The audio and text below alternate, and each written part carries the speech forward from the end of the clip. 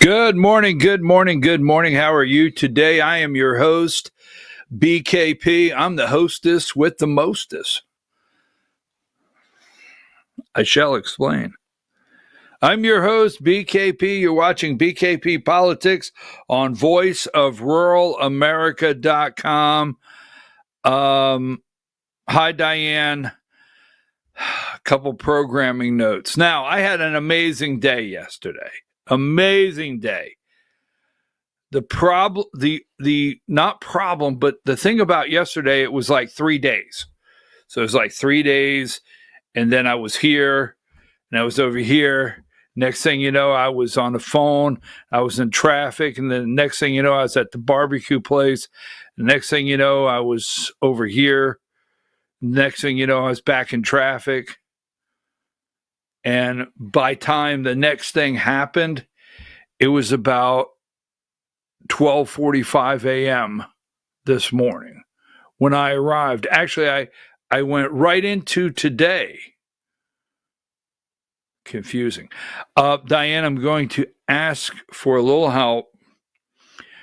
I know you do a really good job paying attention every day, but if I get out there a little bit and I need to come back in, we're working on 2.5 hours sleep. I'm actually in a great mood. I really am. I'm in a great mood, but and I can power through. I mean, I'm all ready to roll.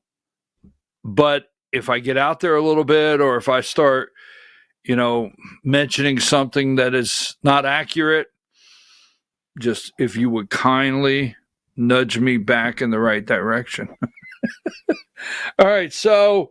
I went to a cheerleading event. Wow, do we have a lot on the books today? We have a lot on the books now. I went to a cheerleading event. There's two things this audience knows about me. I cannot stand it. I cringe. I really do. I just cringe when I look around a room with 750 people. Oh, thank you. I got to turn my volume down here. I look around a room with 750 people, and there's a political stunt taking place or cheerleading. Because, I don't do well with either one.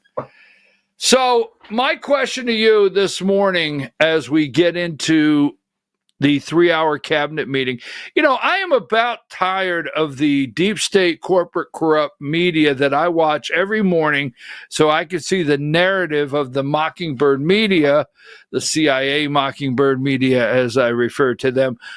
But I'm about tired of them poking at the cabinet meetings, the 3-hour cabinet meeting. Okay.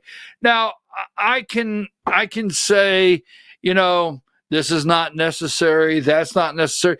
Can anyone out there name 3 or more? There's really no prize involved, so don't get all worked up this morning. But can you name 3 or more of Biden's cabinet members and how often they met and what the subject matter was? I mean, they're on their Morning Joe is all, pumped up. Well, all they do is sit around the table and praise Donald Trump. Well, I actually would have been okay with a Biden cabinet meeting if they were sitting around saying, Mr. President, you're all there. You're all there. I mean, you are lucid. You have got it on. You're on the ball. I mean, you are so sharp. I could have went for a cabinet meeting like that, right? But they didn't have cabinet meetings. Now, Trump, you are going to see the cabinet members. You're going to. And he's going to put them right out there every month. The cabinet, Marco Rubio, Pete Hegseth, Doug Collins, the VA, the lady at labor, Tulsi Gabbard still at the table. Tulsi Gabbard is still there at the table.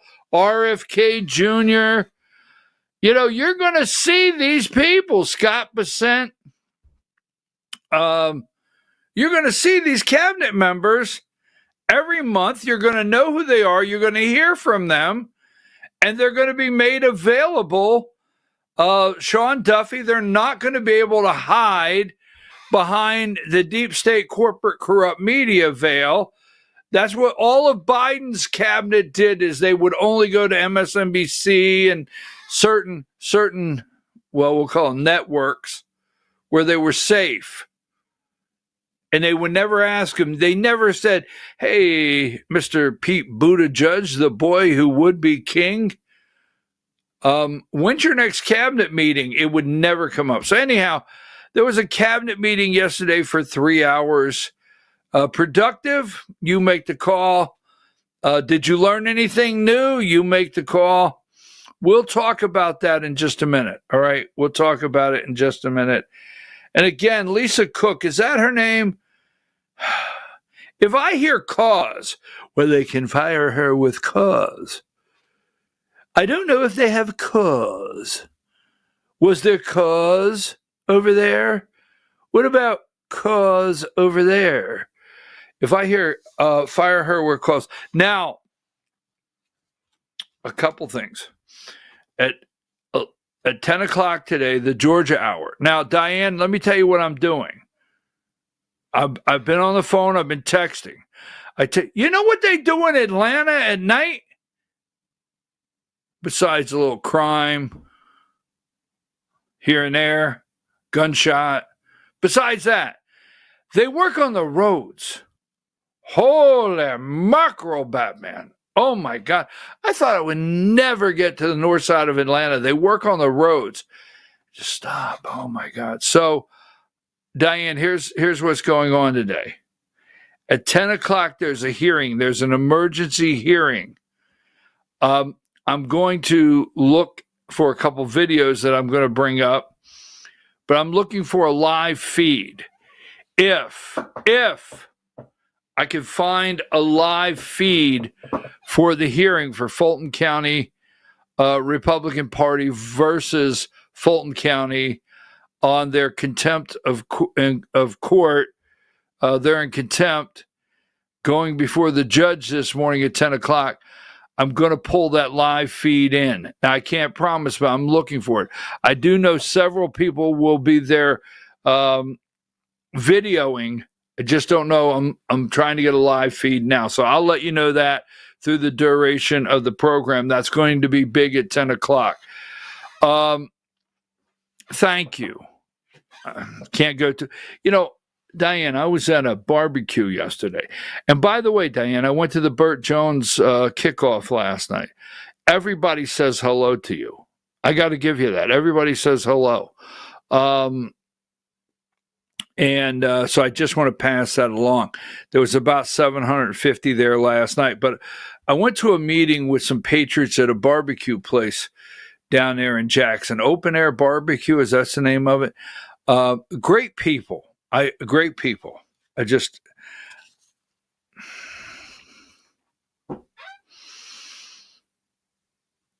one of those things, you know very well. I really don't like people. But then again, there's great people out there, and if you can locate them, then I like them. Does that make sense? I can't tell you how much I appreciate it. I received a card and a letter yesterday. Now, I can't read cursive. Oh, what a day this is going to be. Yeah, I can't read cursive. No, I can read cursive. But it's just beautiful. Now, this young lady has beautiful handwriting. And I'm looking at, now this guy here, now I love both of you. Let's get that straight. Let's not get all worked up. But this guy here, he scratches through his cursive much like BKP. That's not a negative shot. Got it? But that being said, I read this beautiful handwriting and I think to myself, I don't know. Could the kids back off a video game for just 20 minutes here and there and learn cursive? So, two beautiful card, beautiful letter yesterday. and a lot of trying to get this day started. I think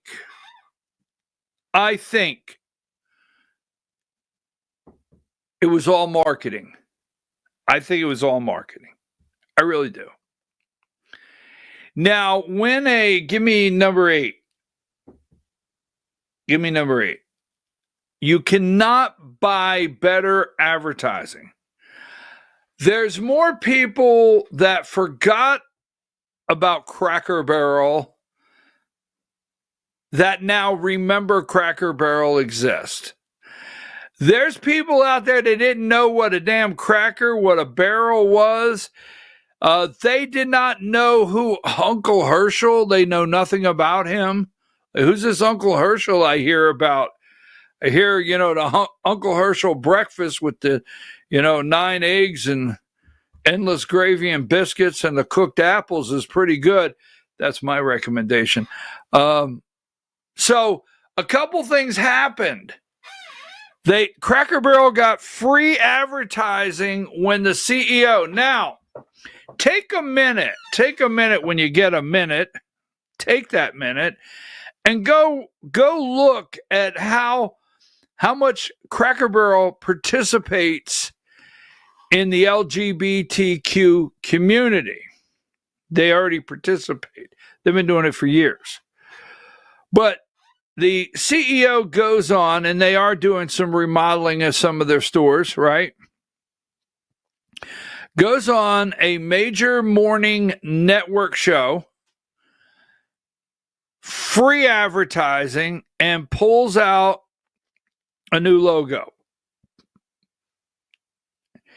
And I mean, I don't care where you go. You heard, today is what? Wednesday? Well, when did it happen? Monday or over the weekend or something? Non-stop. I mean, the only thing coming close to knocking Cracker Barrel off the top is Taylor Swift. Married, probably will get a divorce and put out 3 new albums. That's it. So let me show you this, because I really think this is the marketing campaign. 20. You do know that some people, when Cracker Barrel forced into screeching U-turn after firestorm over woke brand sends stock. Now, you do know when a stock dives like Cracker Barrel did, losing $100 million, that people do make money. And then when the stock goes back uphill, they make money. And if every Cracker Barrel in America and everybody out there is like, well, if Uncle Herschel's back, I'll go Saturday and get biscuits. Now that I know you got straightened out. So if revenue goes up in the next quarter and Cracker Barrel reports increased revenue, I want to say I think every bit of this was marketing. Every bit. I don't think they ever. Now, I don't know about Bud Light. I did not call Bud Light marketing, okay? Number 38. Right? 38. Cracker Barrel, Donald Trump.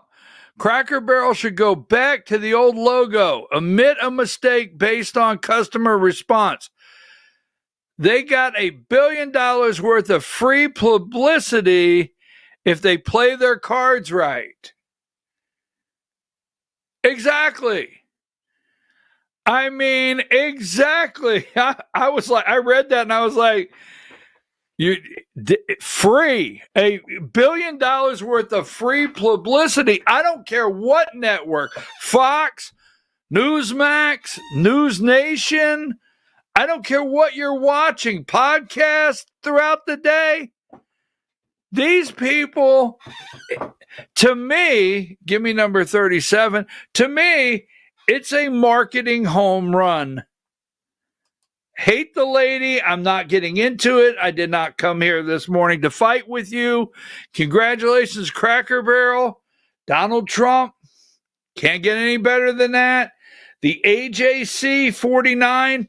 Now, the reason I bring this one up is all over America, no matter where you're at this morning, your local paper, your local little 69 news up in the mountains, your little 89 in the afternoon news that covers the small town you live in, they said Cracker Barrel today, this morning, and they reported that AJC, right?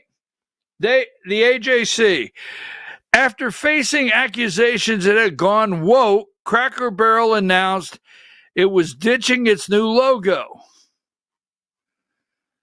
How long do we go on this? 3 days, 3 days. And then we turn around. That's the perfect timing. Perfect timing. 54, right? It does not matter.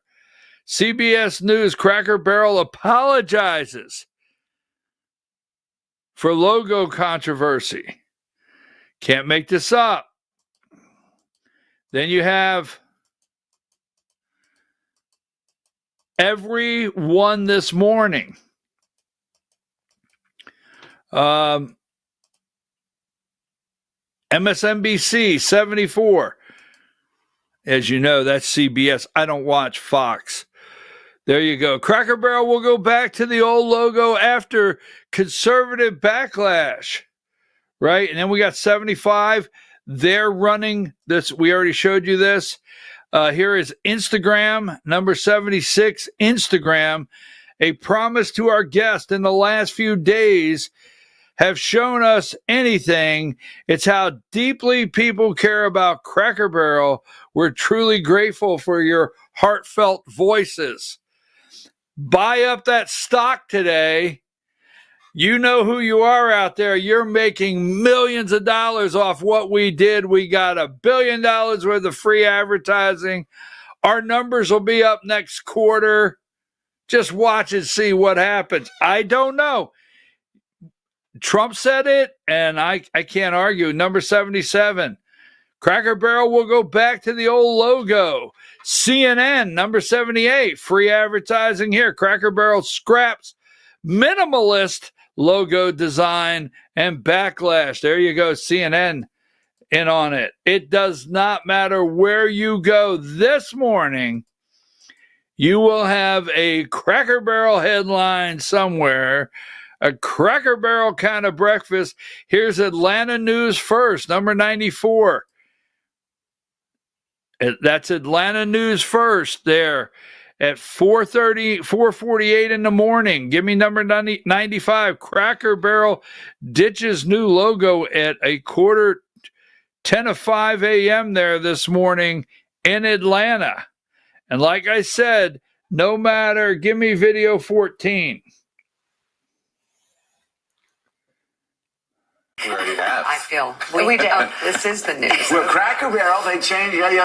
Western civilization has been saved. Yeah. They got Uncle Rufus or Herschel or whoever they got back up on there. So never mind the fact that they're socializing everything else. A logo for a regional restaurant has been changed back to what it's been, because that right there, that according to a lot of MAGA supporters, was the downfall of Western as a civilization. If that's the downfall of Western civilization, well, it really wasn't in such good standing anyway, was it? No, it to me, with all that's going on, we are concerned about Uncle Herschel. And let's.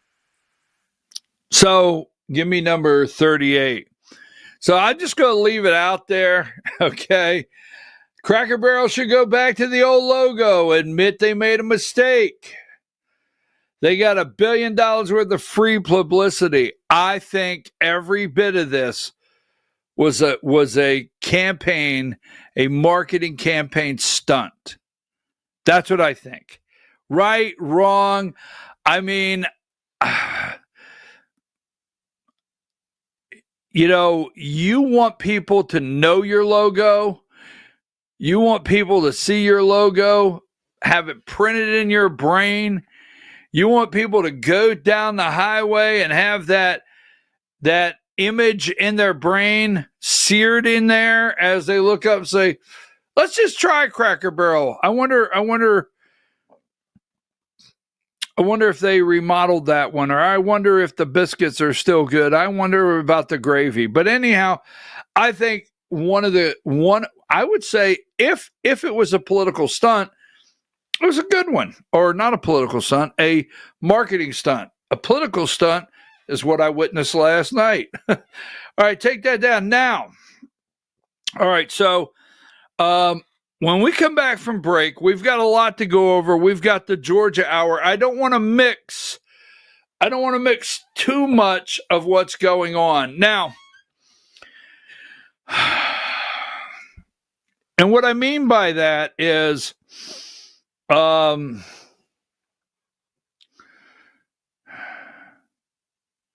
number 66, this was the kickoff last night. Burt Jones, the lieutenant governor of Georgia. I've got a number of about 700 people there. Not a bad kickoff. I will explain more details about the room last night. I went down. I wanted to see who showed up. Boy, the lobbyists were out last night. The red carpet was out for the lobbyists last night. But the governor's race in Georgia, a major kickoff happened last night. We'll get into that. We're going to get into Lisa Cook and talk about the governor of the Fed that Donald Trump has fired, and they're wanting to debate the word cause. But this is the one I want to show you, Diane. I have it here. Oh, where's it at? 71. And I want to come back and I want to talk about this because you are hearing. I was talking to a couple friends yesterday, and I really enjoyed it. And I when I say I was trying to explain, I try to explain on the show. I tried to explain sitting with these dear friends yesterday that when we're studying politics, we have to remember the narrative that our side, meaning Republicans, will run, what they want to try to get you to believe. And remember, after the 2010 midterms with Barack Hussein Obama, what did Democrats lost like 63 seats or something? I showed you that yesterday. But I have in my following politics for all these years, I've heard people talk about, it's the end of the Republican Party. They will never get control of Congress again. It's the end of the Democrat Party. They've lost their way. Democrats are crazy. People won't vote for them any longer. I have been hearing that for God knows how long. In Iowa, okay, Democrats now have 17 seats in the Iowa Senate. And up until yesterday in Iowa, Republicans had a supermajority in the Iowa State Senate. They no longer have supermajority, meaning the state Senate could veto. They had the power. Governor doesn't want to sign anything, veto it, no problem. We'll just do it anyway. But up until tomorrow, they had a supermajority. And yesterday, the Senate race in Iowa that could signal a blue wave for 2026.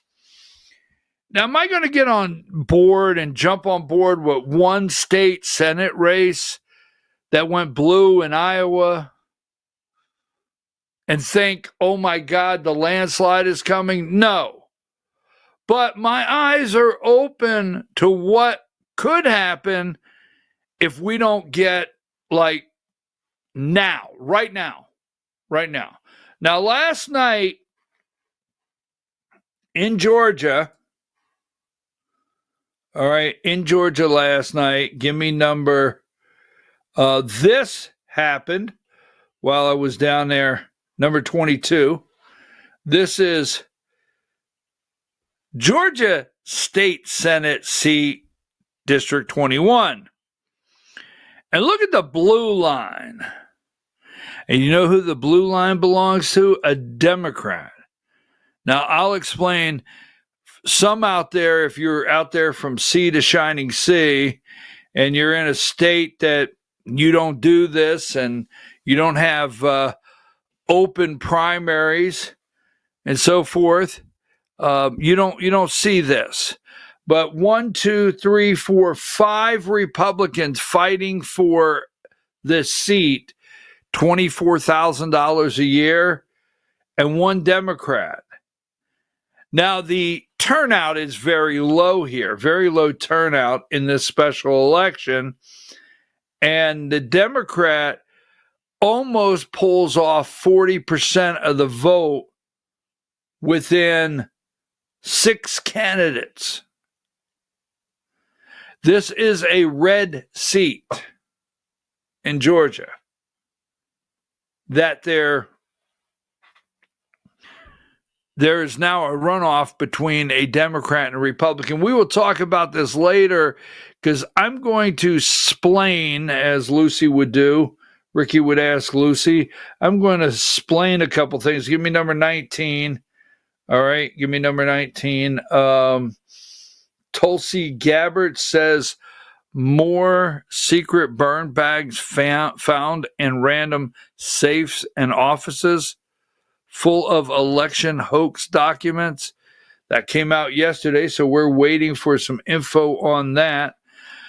So we're going to take a break. When we come back, I want to talk about, I want to get ready for the 10 o'clock Georgia hour. Diane, keep in mind, we are looking for a live feed. So if you know a live feed out there, let me know, because I want to run this Fulton County Republican Party emergency hearing at 10 a.m. if we could possibly. All right, I'm your host, BKP. We're going to take a break. We'll be back after these short messages from our sponsors.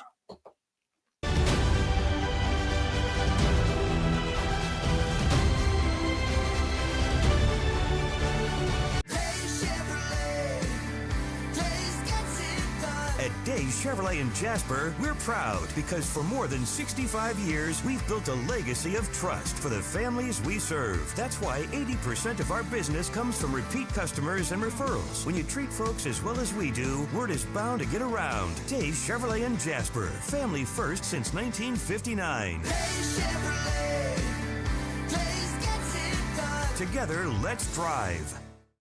Larry's Body Shop in Ellijay, family owned and operated since 1978. The latest in cutting-edge digital technology and state-of-the-art equipment allow our iCard Gold Class certified technicians to restore your vehicle. Our second-to-none customer service will work directly with your insurance company. Major accident or minor fender bender, we take the dents out of accidents. Larry's Body Shop, North Georgia's #1 body shop. Visit us at collisiondecision.com.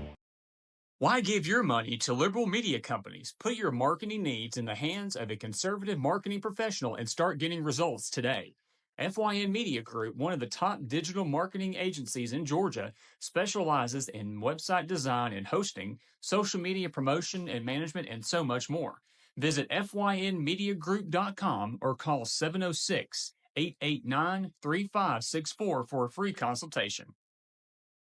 Welcome to El Rey Azteca Mexican Restaurant. We invite you to indulge your senses with our from-scratch authentic Mexican food. Whether you are hungry for fajitas or the El Rey Azteca burrito, we offer a wide variety of fine Mexican dishes, drinks, and desserts. Our inviting patio, indoor seating, and bar has a seat for everyone. So come to El Rey Azteca for delicious food, great drinks, good friends, and loads of fun in a casual and friendly atmosphere. Ladies, when you wear elegant jewelry, you become a force to be reckoned with. You shine brighter than the stars in the sky, and your inner beauty radiates like the sun.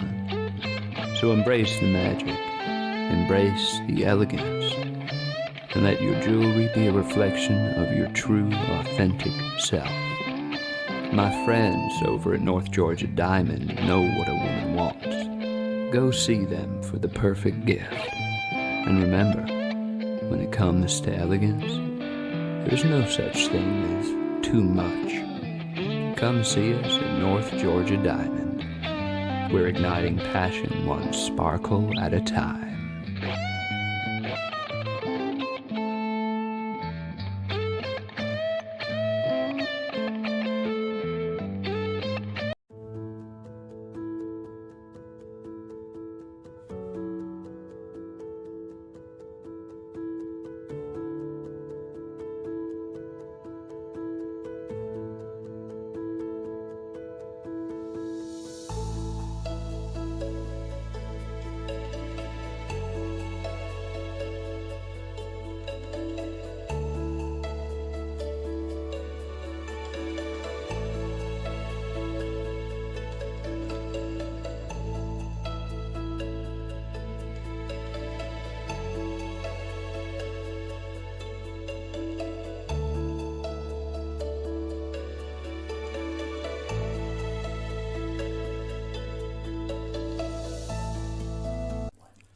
In 1981, Reed Nicholson began selling tires out of an old barn in Mineral Bluff. Little did he know that he had just laid the groundwork for the most trusted names in automotive services in the Blue Ridge area. In 1997, Nicholson Tire Center became what it is today, holding the same values of faith, family, and great customer service. 2 locations to serve you, and the Blue Ridge location is currently expanding to offer fast service and the largest U-Haul provider in Georgia. Nicholson Tire Center, Blue Ridge, and Mineral Bluff.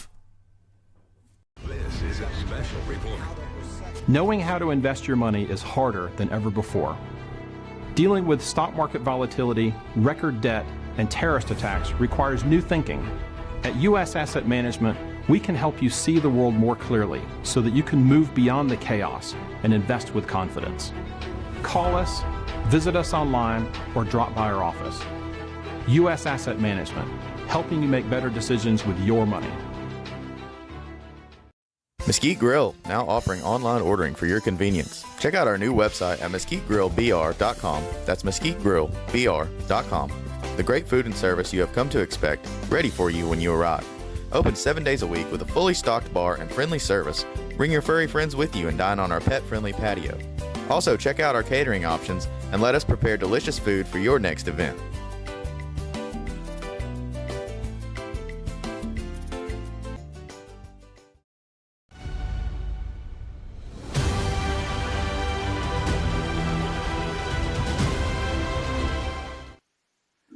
All right, folks, we're back. I'm your host, BKP. You're watching BKP Politics on voiceofruralamerica.com. And no, I am not all jacked up on Mountain Dew. I knew my all jacked up on Mountain Dew text was coming. I knew that. I knew it. I knew it. Something said it's coming. Look, folks, 12:45 a.m. I mean,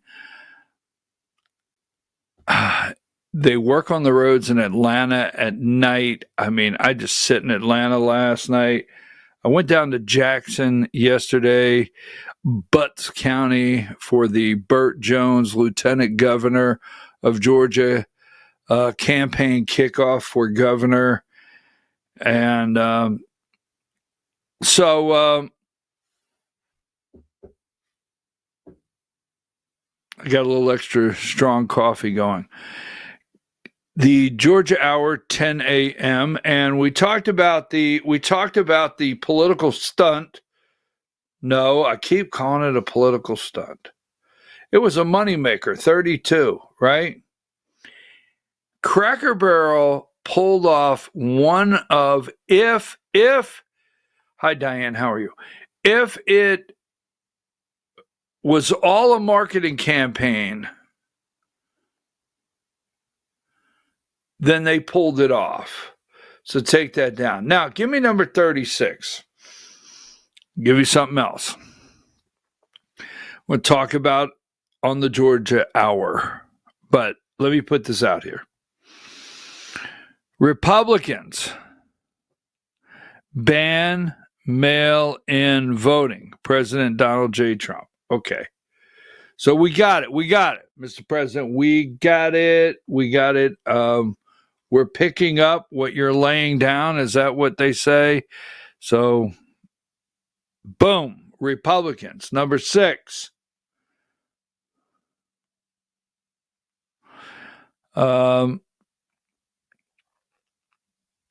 Now, don't forget, I'm going to lead a movement to get rid of mail-in ballots, and also, while we're at it, highly inaccurate, very expensive, and seriously controversial voting machines, which cost tens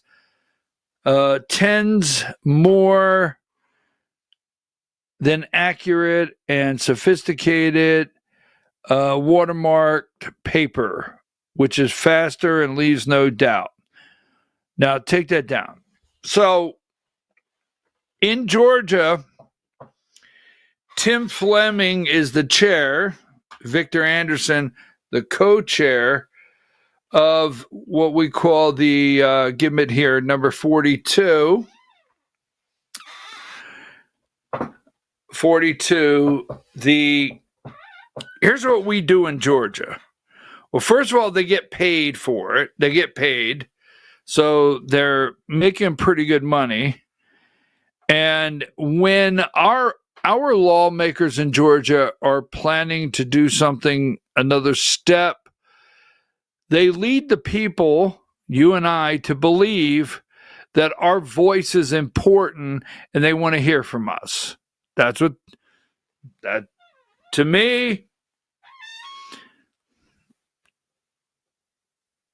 19 out of 20 study committees, bottom line.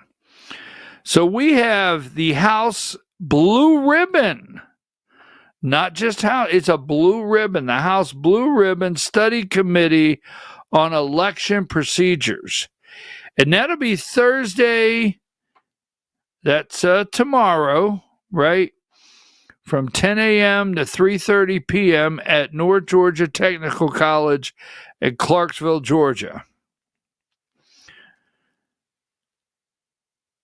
Paper, mail-in. Now, they're talking about doing a little pilot program on mail-in ballots. No, I'm sorry. I apologize, scratch that. A little pilot program on paper ballots, voting paper ballots. We'll talk about that in the Georgia Hour. So, I'm trying to think. I mean, there's a side of me, I don't want to move all this over to the Georgia Hour because it's got a lot of national number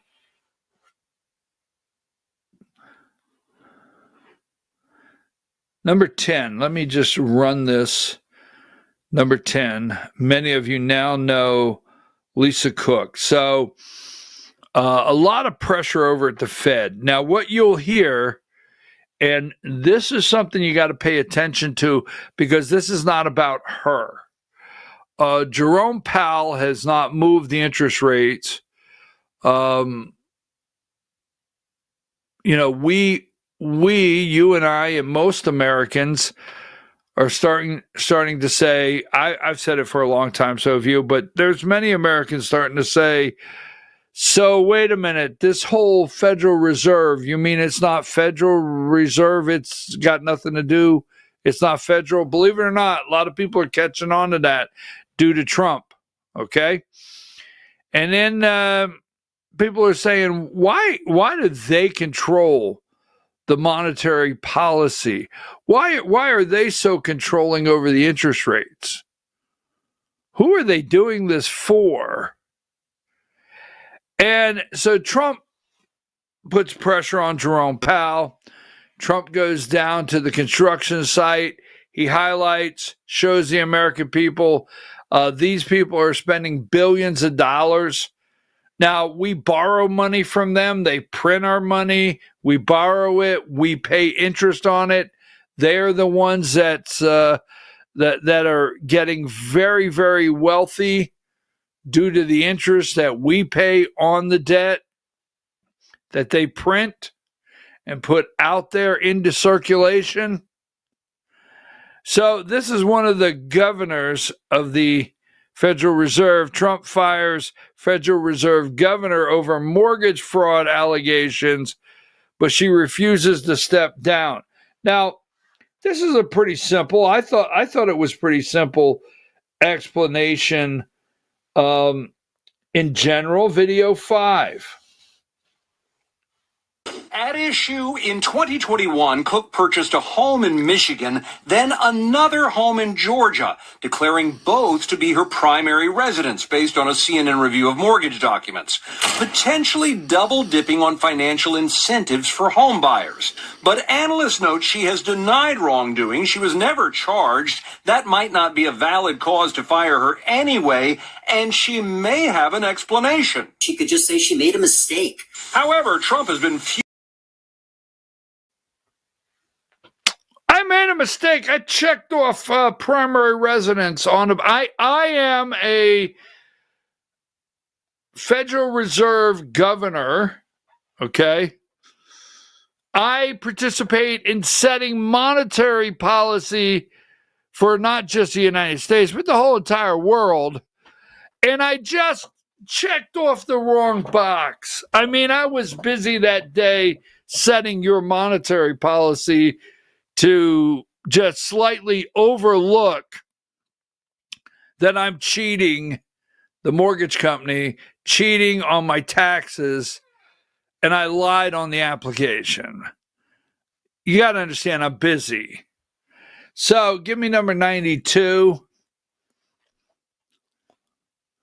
And then you have the governors here, 92. This is this morning, right? What will the courts decide? Now, she's going to court. I think she has Hunter Biden's attorney, right? Doesn't she? I think she has Hunter Biden's attorney. And she's going to court, 88, and we will see, because there's the word cause. Diane, do you have that cause definition from yesterday? Trump unhappy with Fed Reserve Chair Jerome Powell. These are the governors that come together and vote interest rates, different things they vote on right there. Give me number 89. And there you go. Cause for termination. Cause for termination. Hold on to that one. We'll bring it back in just a minute. Give me the full screen on the graphic there. So as you can see, what they said is Trump says he's fired Federal Reserve. This is Pulte, has the head of housing, some agency. I forget the name of the actual agency in America. But what they're saying is she got 2 mortgages. CNN has actually reviewed the documents, and she's claimed both of them as her primary residence. And you get a different loan structure and different terms on your loan if it's your primary residence. Then you get a different tax structure. You check it off that it's your primary residence. It goes into the tax office, and you get the exemptions that apply to that property in that state. And they're out there. But the law says you can only do this one time. You can't vote twice, because if it's your primary residence, that's where you vote. You vote where your primary residence is registered, where you're registered. I'm just telling you right now, I mean, to anyone else, this is mortgage fraud. We will see what happens. They keep talking about cause, okay? Let me see here.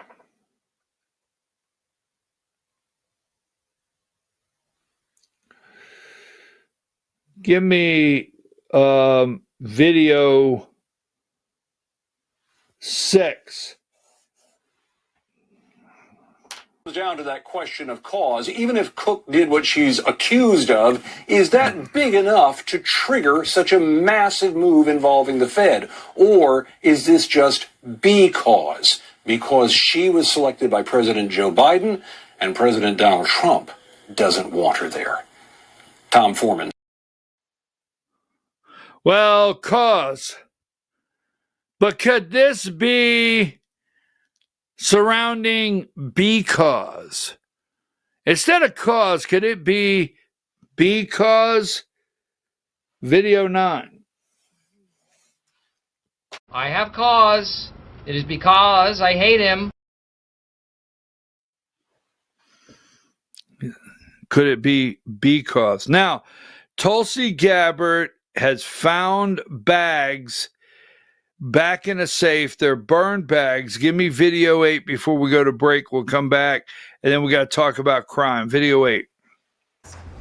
And you've also found many bags of information. I think they call them burn bags. They're supposed to be burned, and they didn't get burned, having to do with how corrupt the 2020 election was. And when will that all come out?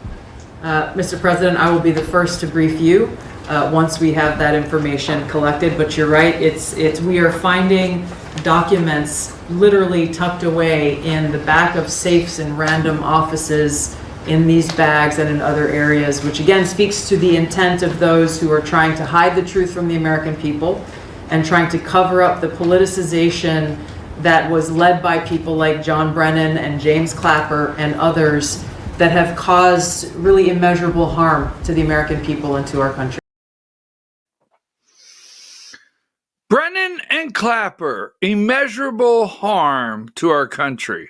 Tulsi Gabbard is still there. She's gone nowhere. Oh, by the way, Pete Hegseth's still there. How long will these people make it? Because the media says every day someone's leaving. Well, I'm just going to leave for 5 minutes. We'll be back after these brief messages. Right after these brief messages.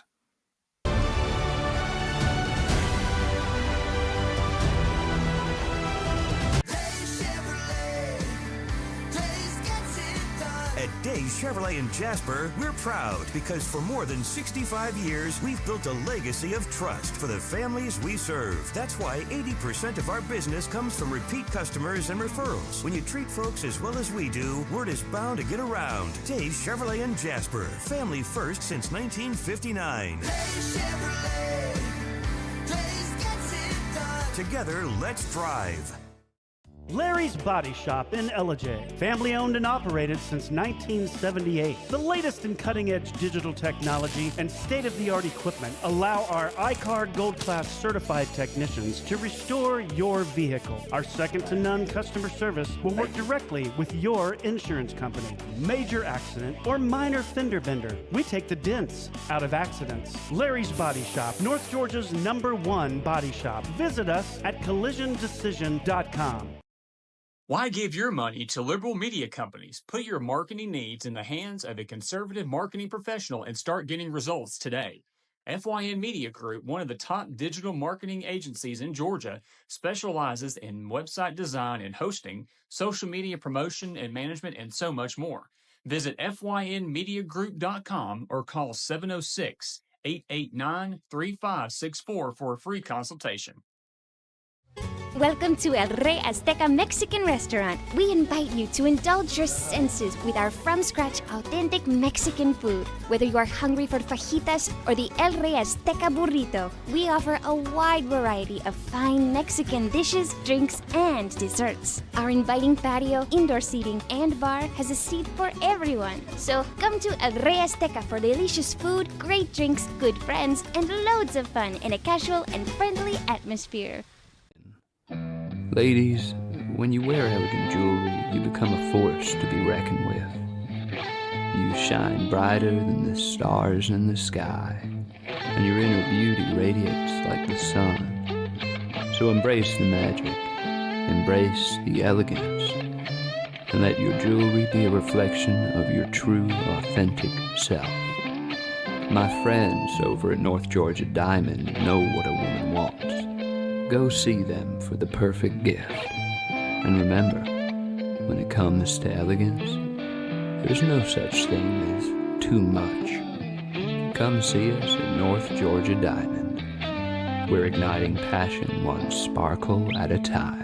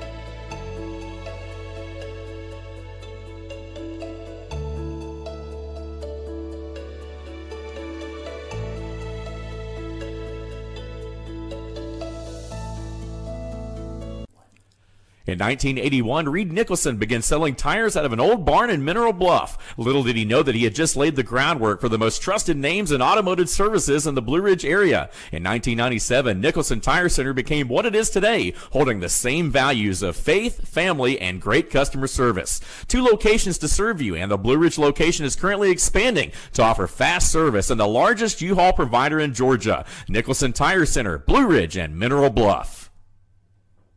This is a special report. Knowing how to invest your money is harder than ever before. Dealing with stock market volatility, record debt, and terrorist attacks requires new thinking. At U.S. Asset Management, we can help you see the world more clearly so that you can move beyond the chaos and invest with confidence. Call us, visit us online, or drop by our office. U.S. Asset Management, helping you make better decisions with your money.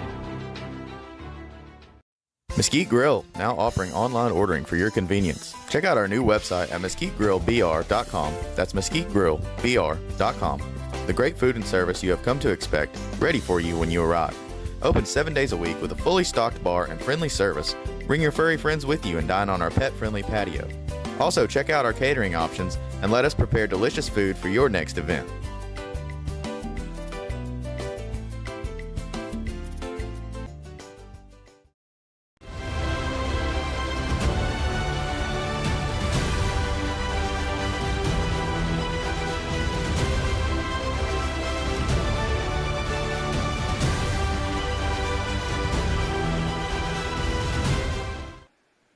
All right, folks, we are back. I'm your host, BKP. You're watching BKP Politics, right? Yes, BKP Politics on voiceofruralamerica.com. Thank you for being with us today.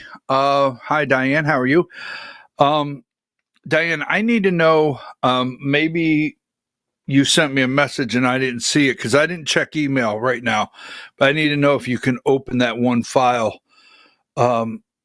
I sent you a text on. I know every day we've been trying to open it. So anyhow, all right, folks. Wow.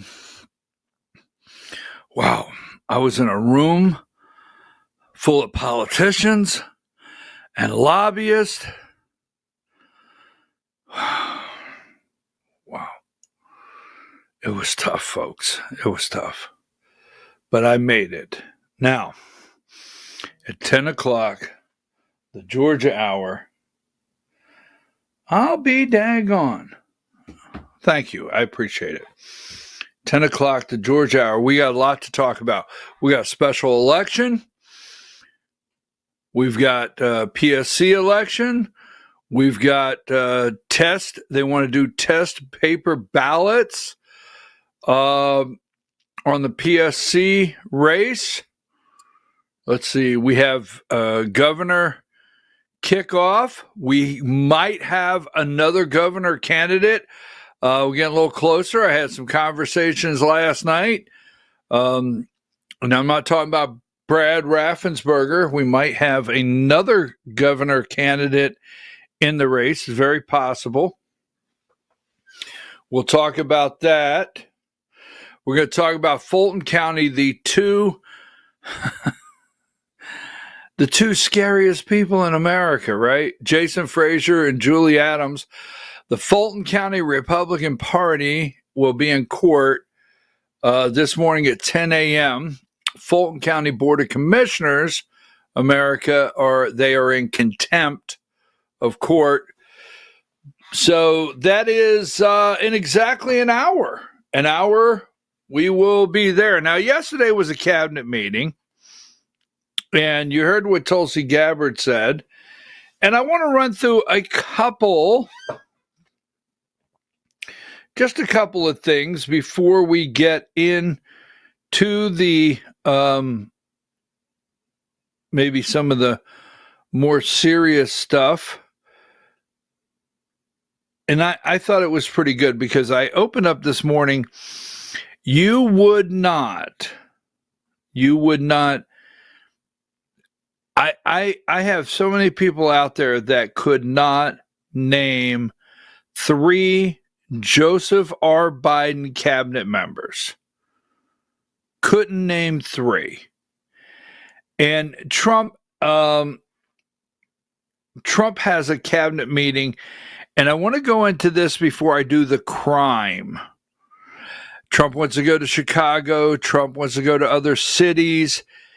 And can Trump make the turn, the president of the United States, can he make the turn from the big, beautiful bill? Can he make the turn from the Jeffrey Epstein file, which I think he has made that turn? Can he make the turn and get people back on track in 2026 and use crime as the issue? Can he? We shall see, because I know that's what they're going to try to do. So yesterday in the cabinet meeting, give me see what we have here.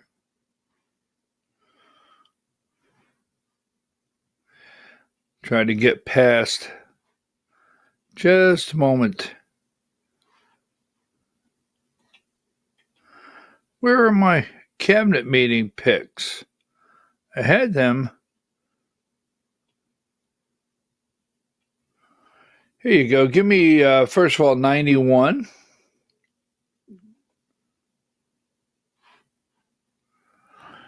You shall see. Trump believes crime will be the next major issue for voters in the next election. So we're going to come back and we're going to circle back to that in just a minute. Give me, let's go with 70.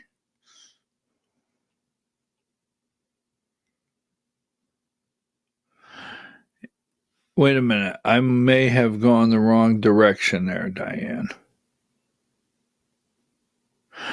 There's 70. Thank you. Cabinet members praise Trump during marathon meeting. Now, again, the media is upset that the cabinet is optimistic about the direction that the administration is going.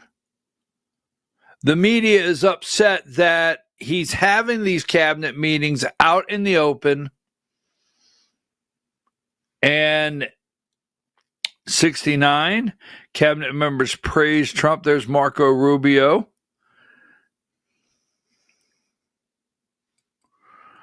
And Pete Hegseth. Now, before I get the messages, and I will, okay?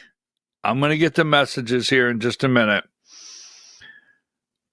Marco Rubio is likable. There's two things that's happening here.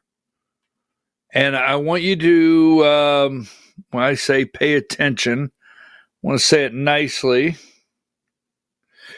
Give me number 29. Remember this one. Go back here. So last week in Georgia of all places, J.D. Vance is the one that came out to lay out. J.D. Vance to speak to Wisconsin workers on MAGA bill. So Trump is putting J.D. Vance out front and center. He did it in Georgia last week. J.D. Vance was here in Georgia out front and center. He's going to be in Wisconsin now out front and center. J.D. Vance is getting the job to go out and stand in front and audition across the country with a bill, how to present a bill. Keep in mind, that's J.D. Vance.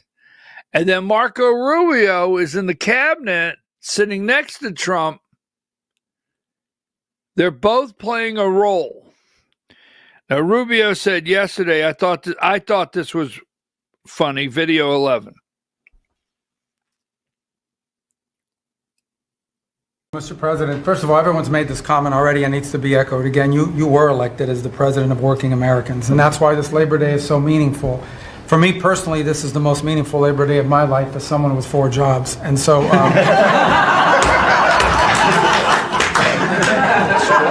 it's true.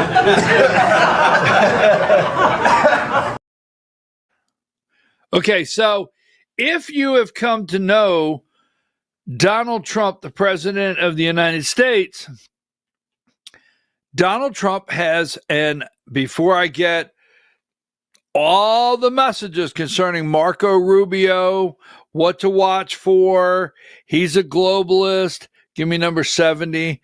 I get everything you're going to send me. But I'm showing you right there, he knows how to play the game, and Donald J. Trump likes Marco Rubio. Give me video 7. This thing about people getting married on Saturdays during college football season is a scourge, Mr. President. It's dividing families. I don't know if we can have an executive order on this. It's insane, but it's really difficult. There's 7 other months of the year that people can get married, so I just wanted to say that because it's very, very difficult. Thank you. Fantastic. Thank you very much. So what value does that have to the program? Keep in mind, Trump likes him. President Donald Trump likes Marco Rubio. Those were kind of enjoyable. I enjoyed those. Now, 82, the Prickser. The Prickser is out there. And we'll go to court to keep troops out of Chicago. Now, Trump thinks, and this is what he thinks, that crime could be an issue for 2026. Give me video 4.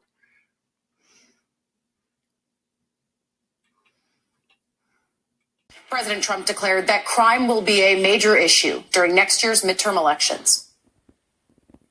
I think crime will be the big subject of the midterms and will be the big subject of the next election.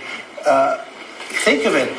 They are, instead of saying Trump's right about crime, it's really bad in Chicago. You have a guy in Illinois, the governor of Illinois, saying that crime has been much better in Chicago recently, and Trump is a dictator.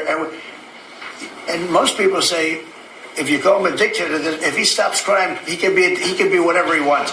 I'm not a dictator, by the way, but he can be whatever he wants. I think it's going to be a big subject for the midterms, and I think the Republicans are going to do really well. So 91, Chicago, Pritzker doesn't want him there. Westmore, the governor of Baltimore, does not want him there. I'm going to play this for you in just a minute. I played one Sunday. Reporters. They don't know what to do with this because they're tired of living in fear in these cities. DC, Chicago, when they have to go there, anywhere. They're tired of living in fear. And some of these reporters are like tired of them telling you crime is down 18%. No, that's not how people feel. I mean, I have to tell you, it's very interesting, the people that are coming out saying, you guys can keep beating the drum any way you want, but this is not how people feel in America today. So here's Rachel. I gave you a clip from her Sunday. This is a Morning Joe. Rachel's going to talk about crime stats or the accuracy of crime stats on Morning Joe, video 13. I think Democrats would sort of attack this issue that way. But I've got to say, you're not seeing a lot of leaders. And I mean, from a purely political standpoint, Donald Trump on this issue believes he has the upper hand. And I think you're seeing that right now. I mean, we see a lot of Democrats talking about how, oh, this is authoritarian, right? But look, voters don't like overtly partisan power grabs, sure. But there's one thing they don't like even more, and that is feeling unsafe in their own neighborhoods. I mean, crime is a top issue for voters, especially in recent years, and it traditionally favors Republicans in their sort of tough on crime response. I mean, you guys have talked about how you think voters in New York believe crime is coming down, but if you look at polling nationwide, that is actually not the case. I mean, I was just looking at a poll yesterday, or I guess the day before when I was writing this piece, found that 70% of Americans thought crime was just as bad right now as it had been in recent years, or is actually getting worse, and something like 20% actually thought it was coming down. So when you think about voters and how they feel right now, Trump is really leaning in and sort of latching on to those fears, changing the subject away from things like Medicaid cuts or, you know, the midterms being a referendum on him. He's trying to move it back to crime. And I mean, you asked panelists, does he have the authority to do this, to go to Chicago, to put the National Guard in New York? I would contend that it's not about winning this fight. It's about the fight itself. He wants to be the one to tell voters, I'm tough on crime. What are you going to do? And what Democrats are doing right now is saying, oh, you don't have the authority and crime is down. That doesn't resonate with people. You have to have specific solutions about how you're going to protect their communities. Yeah, Politico's Rachel.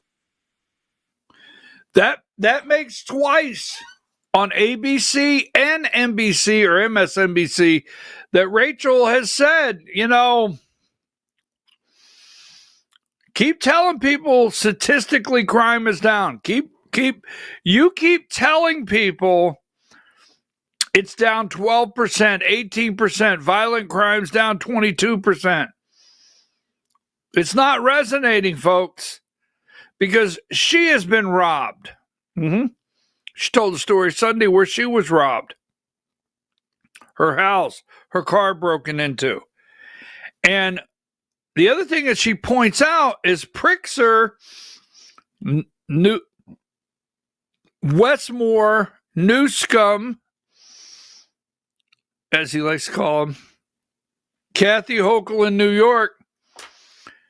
She points out, where is the Democrat leader on this? I mean, you're just giving it to Trump. Now, the only thing they know is here you go. I told you to listen for this. Listen for this. It's going to start coming out. Video 3. That was President Trump responding to Illinois Governor J.B. Pritzker, who called him a dictator on Monday. Question is the president now just trying to normalize the idea of an American dictator? That's what you have? Normalize the idea of an American dictator? That's what you have when 80, what did she say? 70% of Americans don't feel safe. They don't feel safe. Now, yesterday, Epoch Times, this lady yesterday had a story. She's a reporter. She was in the cabinet meeting. It's a little lengthy, but it's worth the time that she wanted to share her experience on being robbed in D.C. Video 10, Iris. And I want to mention, about crime because we have a young lady here, Iris, of Epoch Times. You're Iris, aren't you, huh? And I heard you were very savagely mugged in the city, and I'm not going to let that happen under this administration. That was last year. And would you like to mention what happened? Of course. So first of all, thank you, Mr. President. Do you want to listen to this? For having me here to share my story to the room and to the broader public. My name is Iris Tao. I'm a White House correspondent for NTD, the sister media of the Epoch Times. So more than 2 years ago, it was a Saturday morning in broad daylight. I was on my way to work, and a young man with a black ski mask pointed a gun at my face and threatened me to hand over my phone, my wallet, my laptop, and everything else.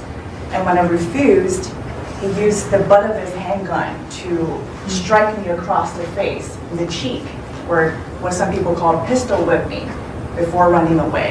And that has deeply traumatized myself and my family. Ever since, I've never dared to walk in the street of DC at night, ever. And my family was extremely worried. So, Mr. President, thank you so much for what you're doing right now. Thank you, Iris, for being honest. Such incidents involved not just me, but also my family. If he had shot me, I could have died right there in the middle of nowhere without my families or my friends knowing at the age of back then, I think 23. Right. Just starting my career here in DC without even starting a family. Right now, I'm very blessed to have this opportunity. So you had a gun pointed at your head, and you probably figured that he's going to pull the trigger because these are animals that don't know what the hell, they couldn't care less. The pulling the trigger to him is a very minor event, and I'm sure he's done it before. So how did you, and you did refuse to give it, which would probably, maybe somebody would say that was not the right decision, right? But you refused, but I understand that. So, and then he hit you real hard. Yes. It's really amazing that you weren't shot, though. I'm very blessed, and that's why having this opportunity to stand here to share my story today. One, I'm very grateful for God for allowing me to still survive to this day, but also to Mr. President. Thank you for now making DC safer. Thank you very much. For us, for our families, for my parents, on my behalf of my parents, and now my baby on the way. Thank you so much.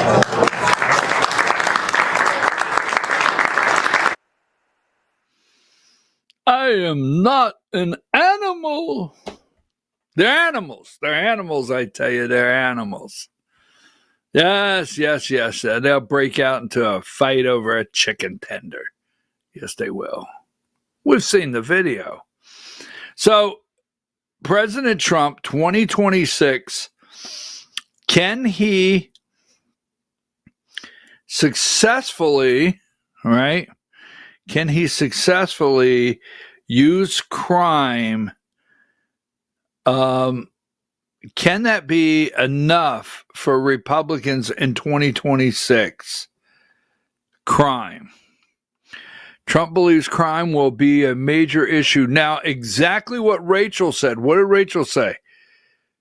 Who's stepping up? Pritzker? Newsome? Who is stepping up?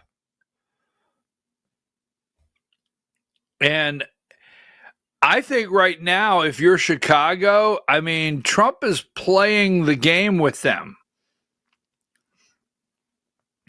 He said he wants to be invited in. I mean, I don't want to just, I can go if I want. I mean, I can go right in there if I choose to. I can go right in there, but I'd prefer not to. I'd prefer to get invited. I mean, Pritzker should call me up right now in Illinois and say, come help me.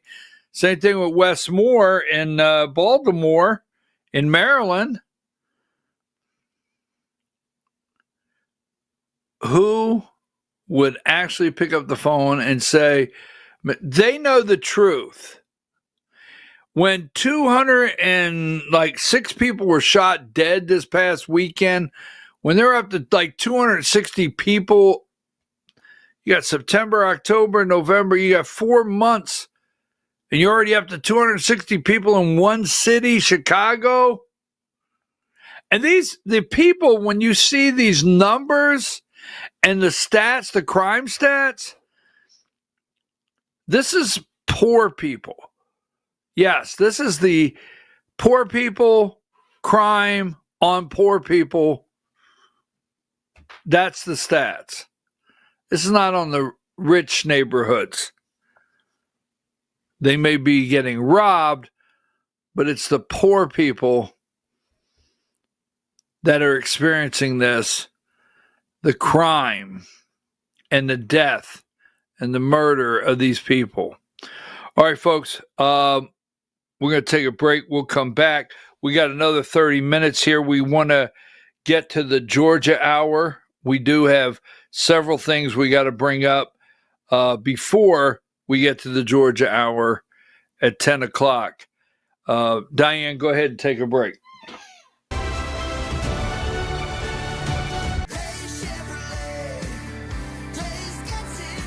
At Days Chevrolet in Jasper, we're proud because for more than 65 years, we've built a legacy of trust for the families we serve. That's why 80% of our business comes from repeat customers and referrals. When you treat folks as well as we do, word is bound to get around. Days Chevrolet in Jasper, family first since 1959. Together, let's drive. Larry's Body Shop in Ellijay. Family owned and operated since 1978. The latest in cutting-edge digital technology and state-of-the-art equipment allow our iCard Gold Class certified technicians to restore your vehicle. Our second-to-none customer service will work directly with your insurance company. Major accident or minor fender bender, we take the dents out of accidents. Larry's Body Shop, North Georgia's #1 body shop. Visit us at collisiondecision.com. Why give your money to liberal media companies? Put your marketing needs in the hands of a conservative marketing professional and start getting results today. FYN Media Group, one of the top digital marketing agencies in Georgia, specializes in website design and hosting, social media promotion and management, and so much more. Visit FYNmediagroup.com or call 706-889-3564 for a free consultation. Welcome to El Rey Azteca Mexican Restaurant. We invite you to indulge your senses with our from-scratch authentic Mexican food. Whether you are hungry for fajitas or the El Rey Azteca burrito, we offer a wide variety of fine Mexican dishes, drinks, and desserts. Our inviting patio, indoor seating, and bar has a seat for everyone. So come to El Rey Azteca for delicious food, great drinks, good friends, and loads of fun in a casual and friendly atmosphere. Ladies, when you wear elegant jewelry, you become a force to be reckoned with. You shine brighter than the stars in the sky, and your inner beauty radiates like the sun. So embrace the magic, embrace the elegance, and let your jewelry be a reflection of your true, authentic self. My friends over at North Georgia Diamond know what a woman wants. Go see them for the perfect gift. And remember, when it comes to elegance, there's no such thing as too much. Come see us at North Georgia Diamond. We're igniting passion one sparkle at a time.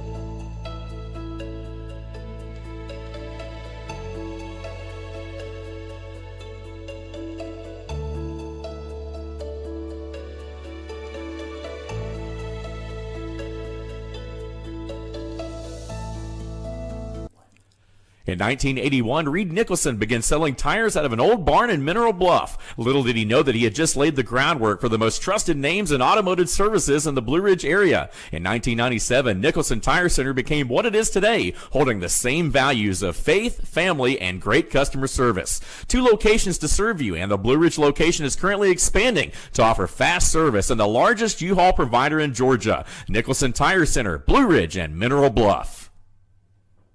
This is a special report. Knowing how to invest your money is harder than ever before. Dealing with stock market volatility, record debt, and terrorist attacks requires new thinking. At U.S. Asset Management, we can help you see the world more clearly so that you can move beyond the chaos and invest with confidence. Call us, visit us online, or drop by our office. U.S. Asset Management, helping you make better decisions with your money. Mesquite Grill, now offering online ordering for your convenience. Check out our new website at mesquitegrillbr.com. That's mesquitegrillbr.com. The great food and service you have come to expect, ready for you when you arrive. Open 7 days a week with a fully stocked bar and friendly service. Bring your furry friends with you and dine on our pet-friendly patio. Also, check out our catering options and let us prepare delicious food for your next event.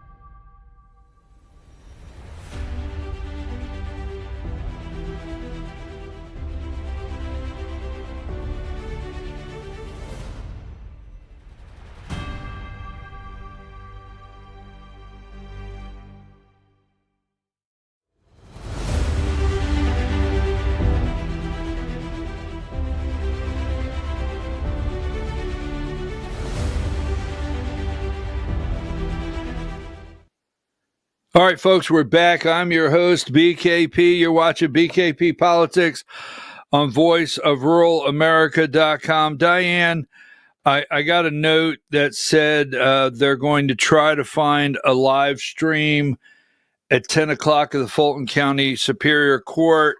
That would be the case, the emergency hearing for Fulton County Republican Party against the Fulton County Board of Commissioners. Now, if we cannot find a live stream at 10 o'clock, we have a lot of Georgia news for today, and we'll explain to you what's going on as we keep up with it. But, we have some elections here in Georgia that we have to cover at 10 o'clock. And our elections, I want to say this. I received a call last night on the way down to Jackson. I received a call on the way home from Butts County. Give me number 19. I'm not for sure when we're going to get this executive order. I spoke to someone last night that has already seen, had an opportunity to look over some of the draft on the executive order. I understand it's going to be very strong. Now, I played this earlier. I want to do it one more time.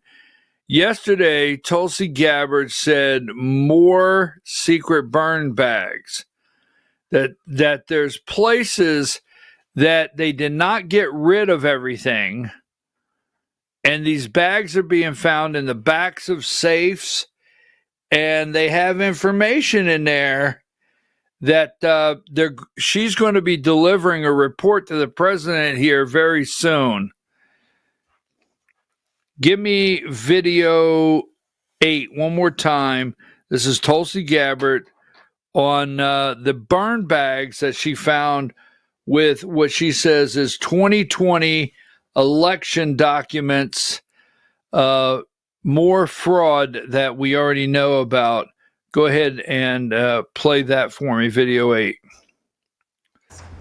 And you've also found many bags of information. I think they call them burn bags. They're supposed to be burned and they didn't get burned, having to do with how corrupt the 2020 election was. And when will that all come out?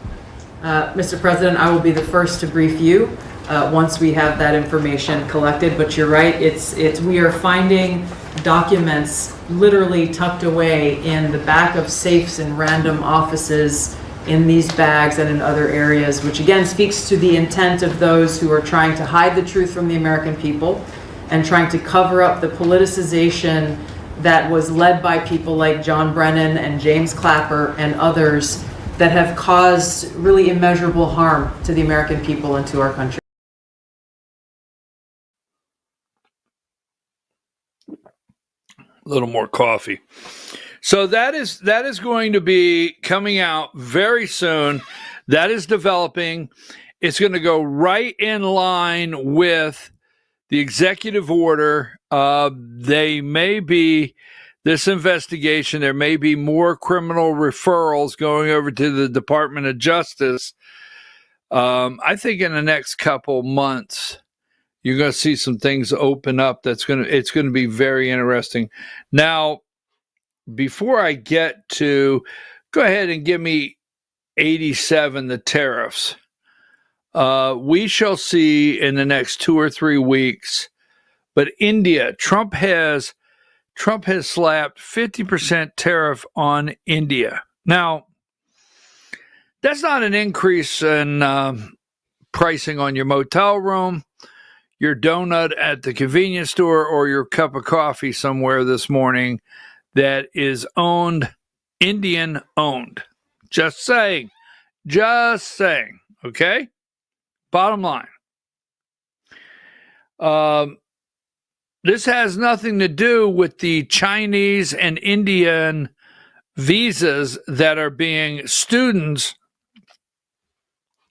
that are going to be let into this country.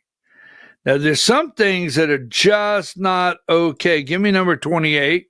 We'll go back to India. MAGA rages over Trump's Chinese student announcement. MAGA is outraged over President Trump's announcement that he will allow 600,000 Chinese students to attend U.S. universities.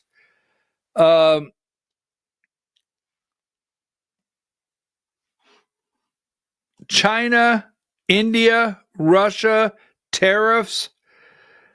So give me number 30 here. Let's go over to 30.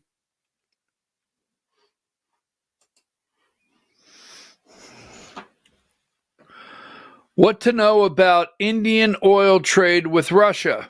For months, India and American trade officials haggled over things like tariffs and import quotas, trying to work out an agreement both sides could live with. President Trump intend on closing a $44 billion trade deficit with India. So they're still negotiating with China. India is a little upset, like, hey, you're not putting quite the tariffs on China that you are India. That's, give me number 87. Now, in one day, here's the imports, 84. I've told you Trump doubles tariffs on Indian imports. We cannot put our products on their shelf. We cannot. And you have India and China, the top importers of Russian oil. Give me number 84. Trump doubles tariffs on India imports to 50%. Russia's crude oil exports, 47% to China, 38% to India. They leave Russia, these ghost fleets leave Russia, and they go straight to India or China. Exactly. They resell. They resell Russian oil on the market. If we seriously want to stop Russia, right up front, it's not, security guarantees for Ukraine in Ukraine. it's shutting the oil off to India and China, and then the Russians will be interested, especially Vladimir Putin will be very interested in our country. Not until then. All right, so 85. Apparently, last Friday alone, U.S. collected $22 billion in tariff revenue on Friday alone. 86. Now, I'm not for sure I understand this one. The duty-free up to $800. Japan, Australia, Taiwan suspend U.S. parcel deliveries. Have you heard anything about this? I mean, and I think it's like $800. If you ship anything, you can't get duty free like you used to. I forget the details exactly, but it has to do with you going online and just placing orders around the world and free, duty free shipping right to the door. They're just taking out delivery on this. They're stopping it. So I watched this video about housing,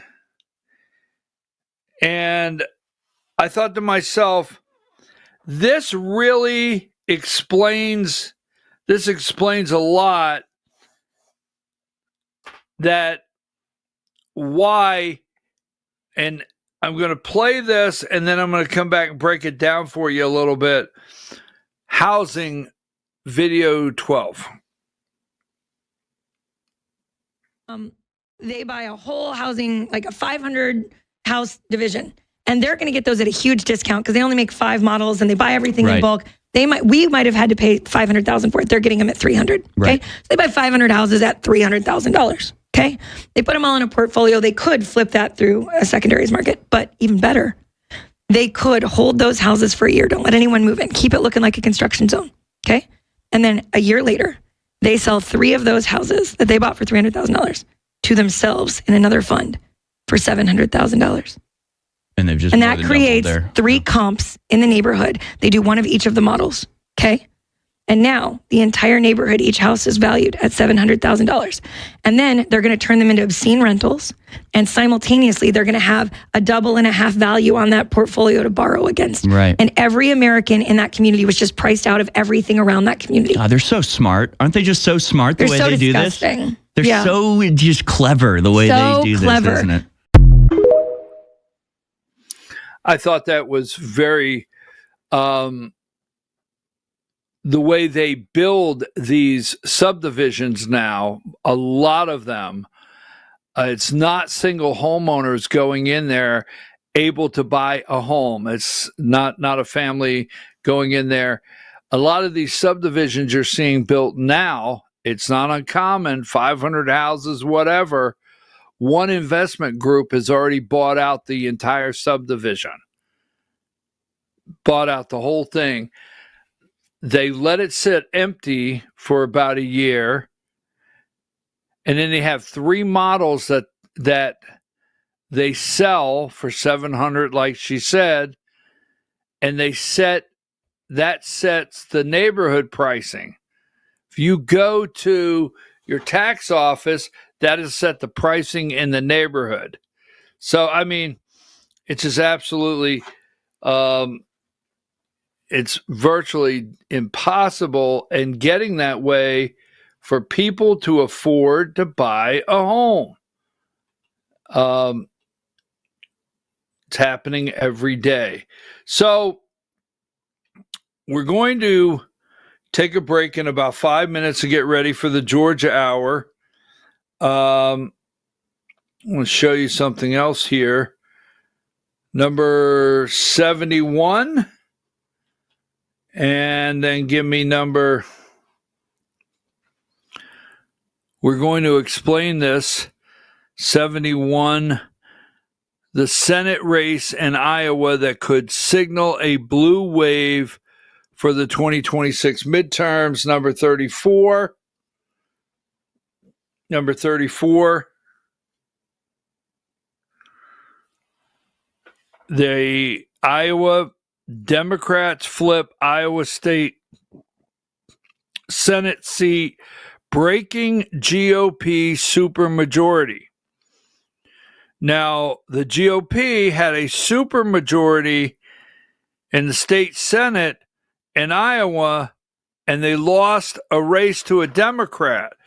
We have a situation in Georgia coming up that if we do not, Republicans do not come out and vote.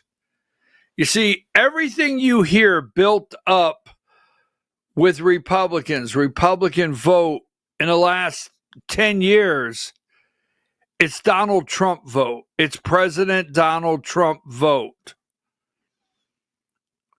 Increased Republican registration in states.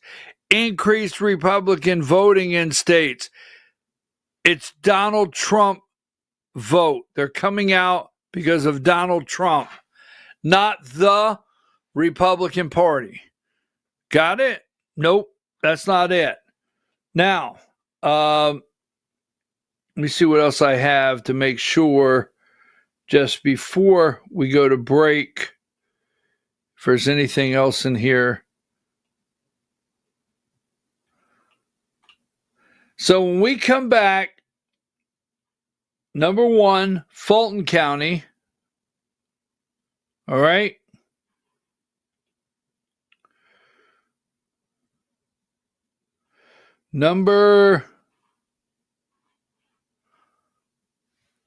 That's Jason Frazier and Julie Adams. We're going to talk about Fulton County. They have been appointed to the Board of Elections, and Fulton County commissioners will not put them on. We're going to talk about the number 60, the cheerleading for Burt Jones to run for governor. We're going to talk about that governor's race last night and who's on the stage, and did he endorse Lieutenant Governor Burt Jones for governor? Can he do that? We shall explain. Take that down when we come back this morning. And let's see. We're going to discuss this one right here, Diane. We're going to discuss. I had it here a minute ago.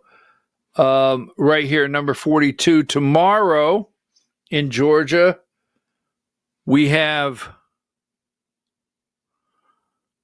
what we call the Blue Ribbon Panel, the House Blue Ribbon Study Committee on Election Procedures.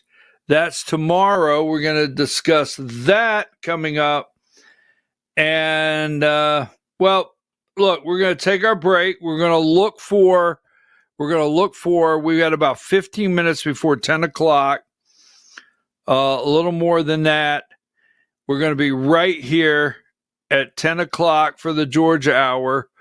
We're going to get a little extended break this morning. We need it. I apologize for that. But we're going to be right here with the Georgia Hour at 10 o'clock. We're going to look for a live stream. That's why I want to get out here a little early. So, Diane, let's roll tape until we get to 10 o'clock for the Georgia Hour. We'll look for a live stream. If not, we'll start into the Georgia Hour at 10 o'clock on the dot. So we'll be right back at 10 o'clock, folks.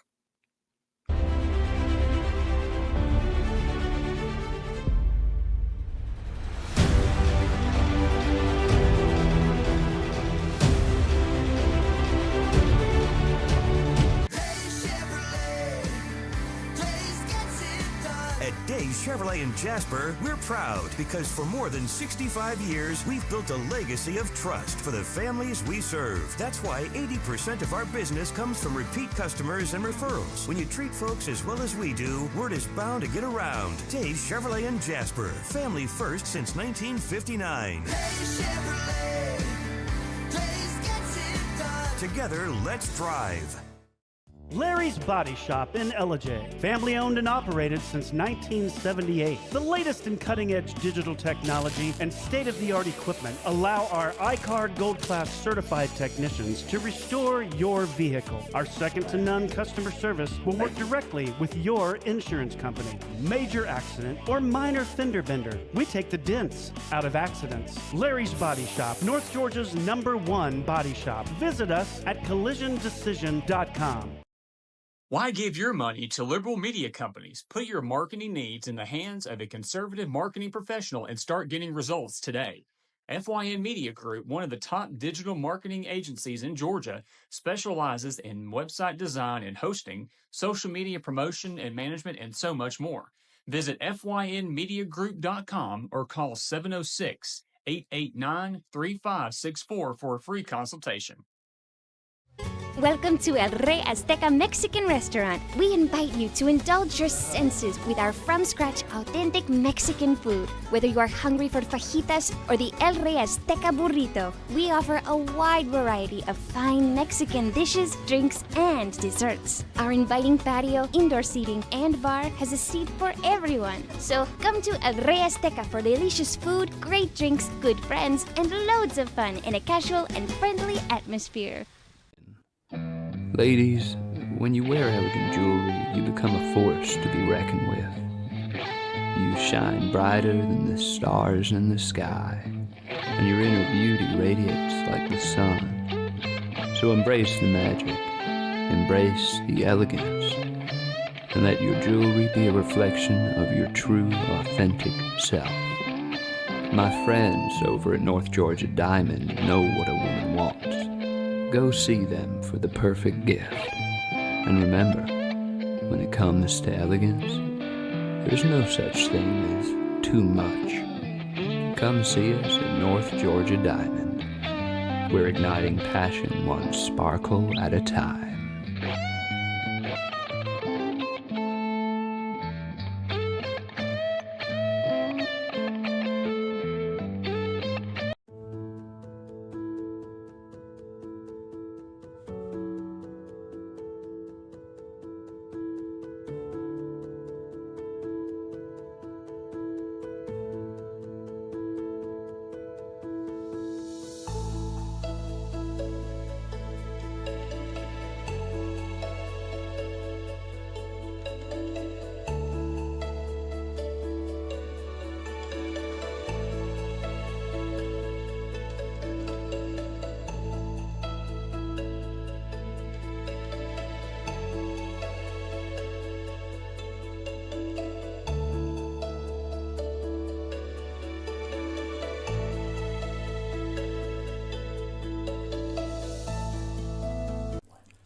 In 1981, Reed Nicholson began selling tires out of an old barn in Mineral Bluff. Little did he know that he had just laid the groundwork for the most trusted names in automotive services in the Blue Ridge area. In 1997, Nicholson Tire Center became what it is today, holding the same values of faith, family, and great customer service. 2 locations to serve you, and the Blue Ridge location is currently expanding to offer fast service and the largest U-Haul provider in Georgia. Nicholson Tire Center, Blue Ridge, and Mineral Bluff.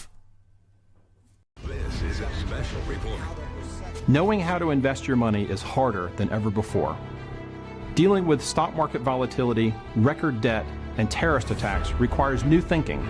At U.S. Asset Management, we can help you see the world more clearly so that you can move beyond the chaos and invest with confidence. Call us, visit us online, or drop by our office. U.S. Asset Management, helping you make better decisions with your money. Mesquite Grill, now offering online ordering for your convenience. Check out our new website at mesquitegrillbr.com. That's mesquitegrillbr.com. The great food and service you have come to expect, ready for you when you arrive. Open 7 days a week with a fully stocked bar and friendly service. Bring your furry friends with you and dine on our pet-friendly patio. Also, check out our catering options and let us prepare delicious food for your next event.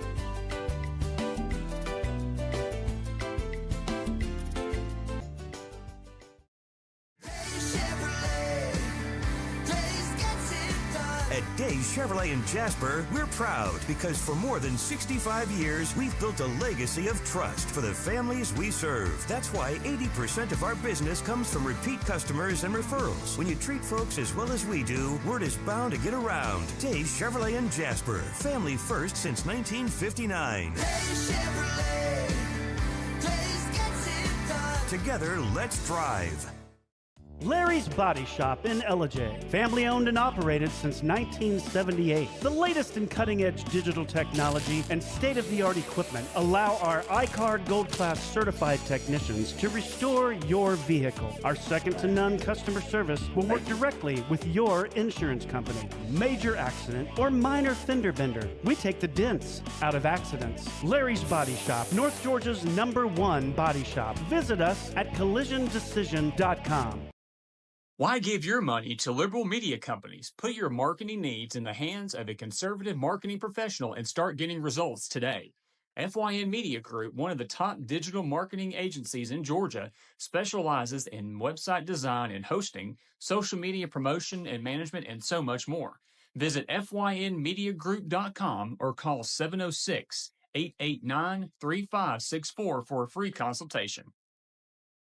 Welcome to El Rey Azteca Mexican Restaurant. We invite you to indulge your senses with our from-scratch authentic Mexican food. Whether you are hungry for fajitas or the El Rey Azteca burrito, we offer a wide variety of fine Mexican dishes, drinks, and desserts. Our inviting patio, indoor seating, and bar has a seat for everyone. So come to El Rey Azteca for delicious food, great drinks, good friends, and loads of fun in a casual and friendly atmosphere.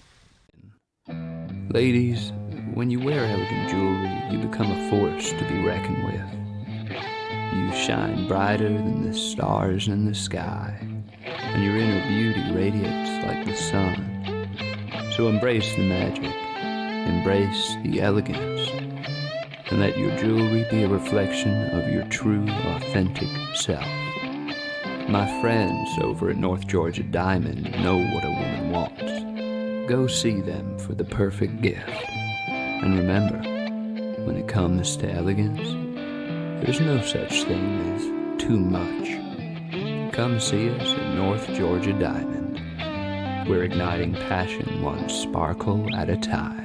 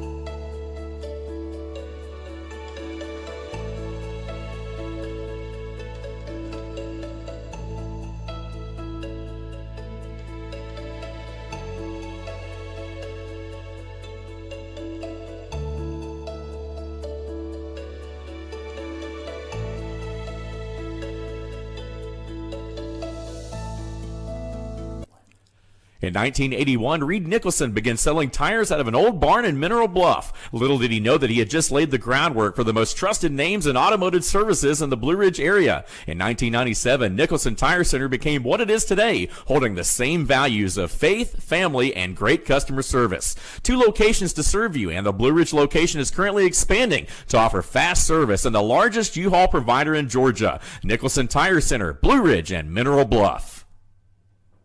This is a special report. Knowing how to invest your money is harder than ever before. Dealing with stock market volatility, record debt, and terrorist attacks requires new thinking.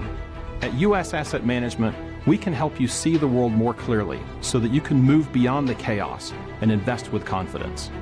Call us, visit us online, or drop by our office. U.S. Asset Management, helping you make better decisions with your money. Mesquite Grill, now offering online ordering for your convenience. Check out our new website at mesquitegrillbr.com. That's mesquitegrillbr.com. The great food and service you have come to expect, ready for you when you arrive. Open 7 days a week with a fully stocked bar and friendly service. Bring your furry friends with you and dine on our pet-friendly patio. Also, check out our catering options and let us prepare delicious food for your next event.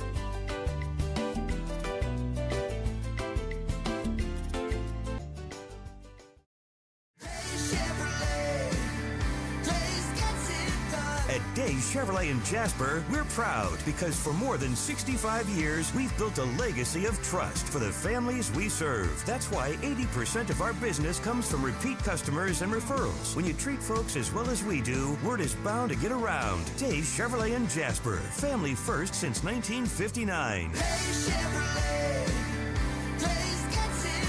Together, let's drive.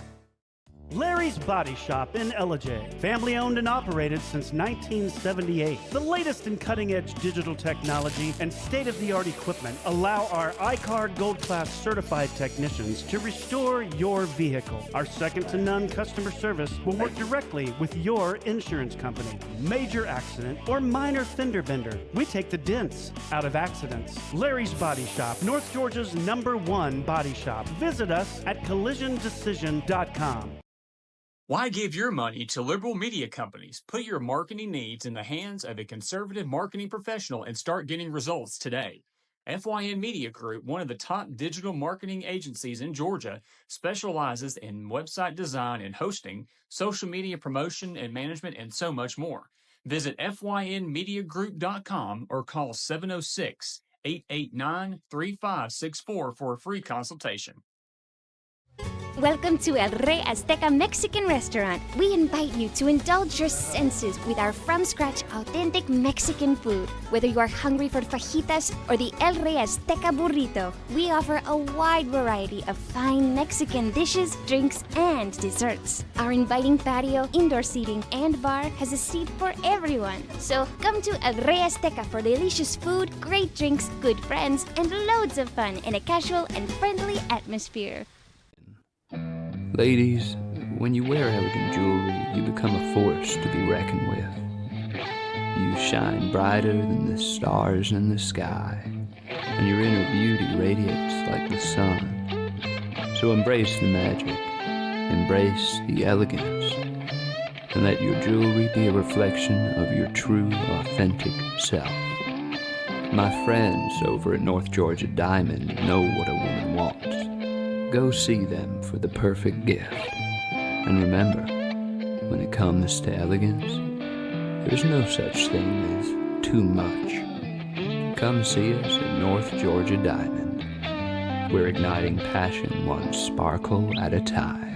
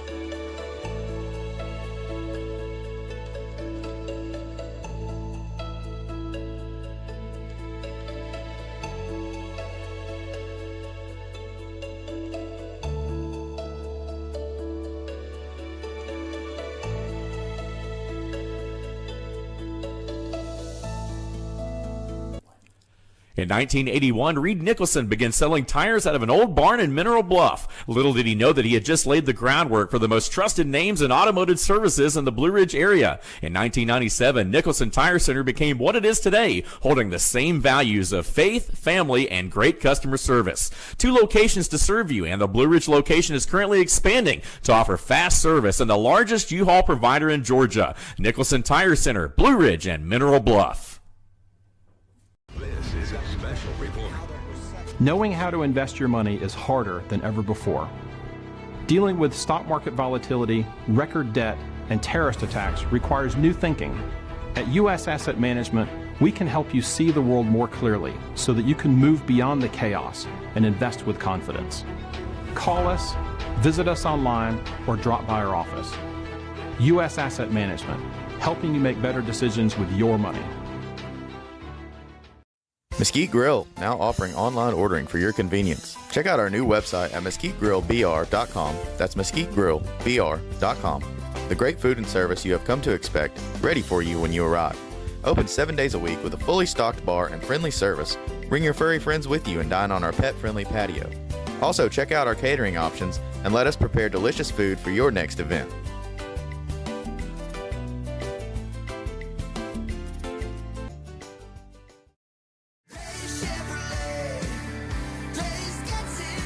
At Days Chevrolet in Jasper, we're proud because for more than 65 years, we've built a legacy of trust for the families we serve. That's why 80% of our business comes from repeat customers and referrals. When you treat folks as well as we do, word is bound to get around. Days Chevrolet in Jasper, family first since 1959.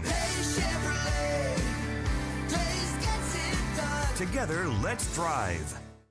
Larry's Body Shop in Ellijay. Family owned and operated since 1978. The latest in cutting-edge digital technology and state-of-the-art equipment allow our iCard Gold Class certified technicians to restore your vehicle. Our second-to-none customer service will work directly with your insurance company. Major accident or minor fender bender, we take the dents out of accidents. Larry's Body Shop, North Georgia's #1 body shop. Visit us at collisiondecision.com.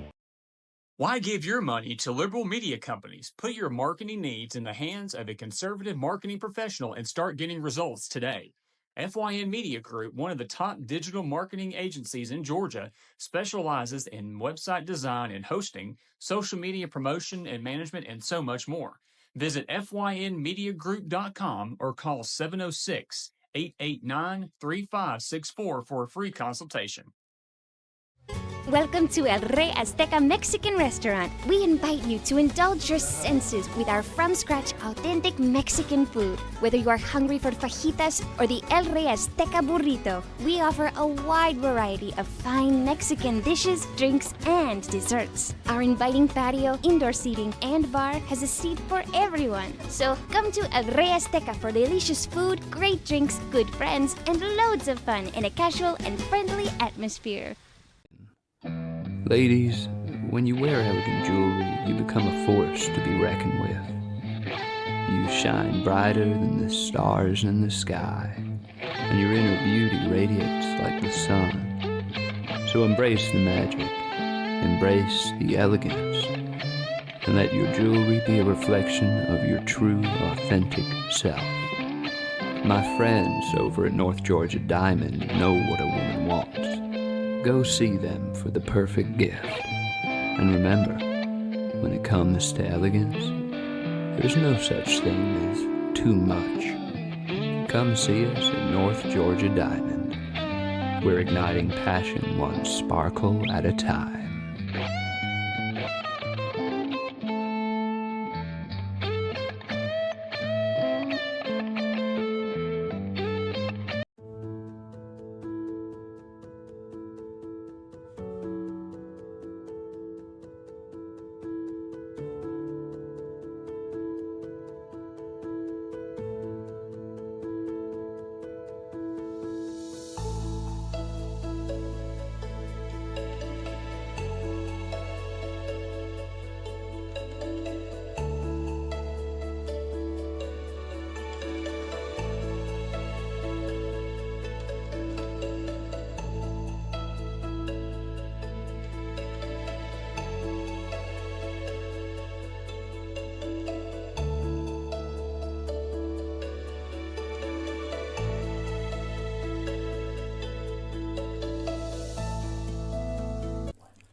In 1981, Reed Nicholson began selling tires out of an old barn in Mineral Bluff. Little did he know that he had just laid the groundwork for the most trusted names in automotive services in the Blue Ridge area. In 1997, Nicholson Tire Center became what it is today, holding the same values of faith, family, and great customer service. 2 locations to serve you, and the Blue Ridge location is currently expanding to offer fast service and the largest U-Haul provider in Georgia. Nicholson Tire Center, Blue Ridge, and Mineral Bluff. This is a special report. Knowing how to invest your money is harder than ever before. Dealing with stock market volatility, record debt, and terrorist attacks requires new thinking. At U.S. Asset Management, We can help you see the world more clearly so that you can move beyond the chaos and invest with confidence. Call us, visit us online, or drop by our office. U.S. Asset Management, helping you make better decisions with your money. Mesquite Grill, now offering online ordering for your convenience. Check out our new website at mesquitegrillbr.com. That's mesquitegrillbr.com. The great food and service you have come to expect, ready for you when you arrive. Open 7 days a week with a fully stocked bar and friendly service. Bring your furry friends with you and dine on our pet-friendly patio. Also, check out our catering options and let us prepare delicious food for your next event.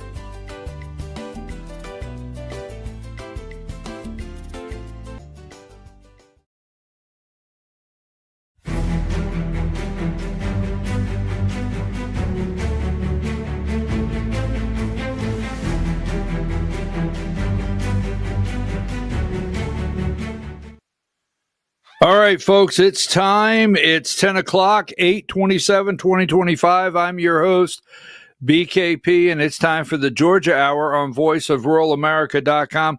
Diane, I sent you an email with a live link.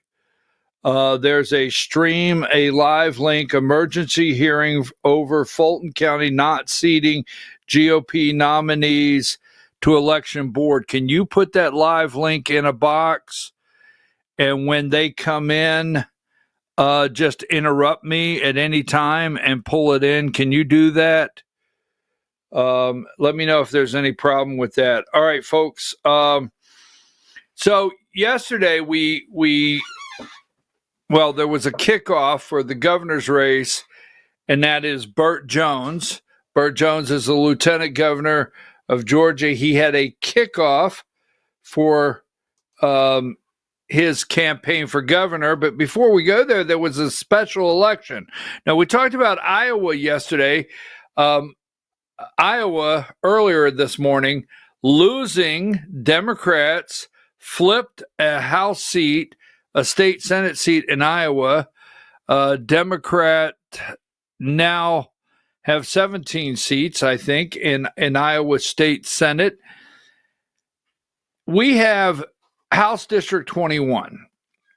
Now, if you could give me number 23. State Senate District. I'm sorry. Now, Brandon Beach is now in the Trump administration, former state senator Brandon Beach. And in the state of Georgia,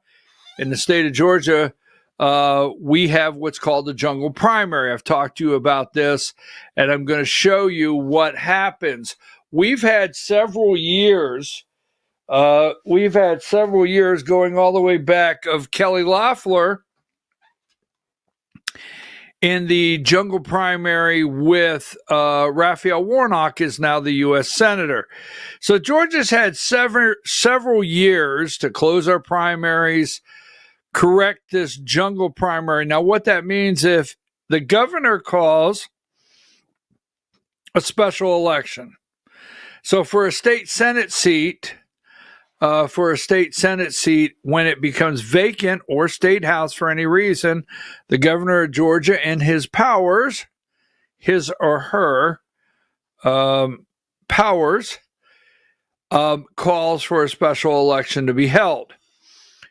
No primary, just anyone that goes down there. You can qualify party affiliation, no party affiliation, but everybody goes on the same ballot.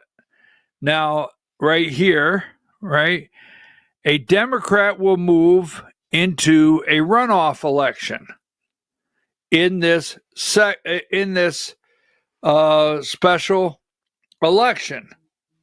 And the problem with that is, let me see what I got here.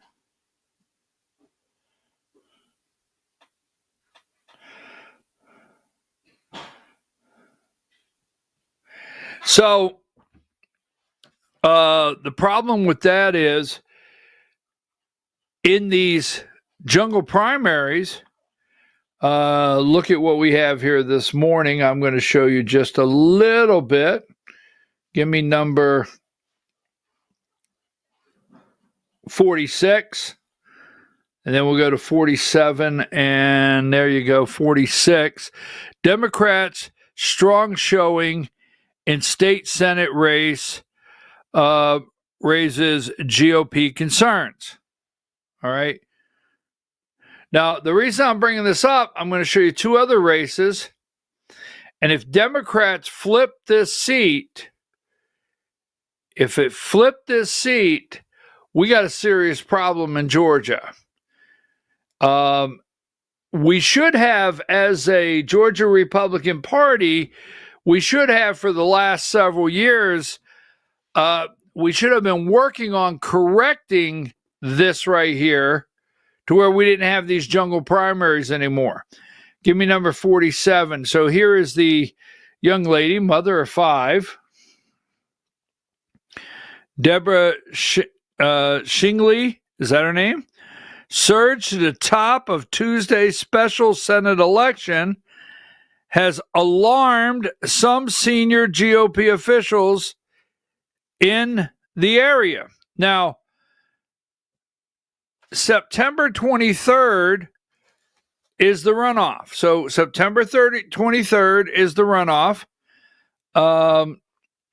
And down there in the corner, we will see, we found the first feed we found was Channel 11's feed, and it's down there in the corner. So when it goes live, Diane's just going to move that in and take over our feed here.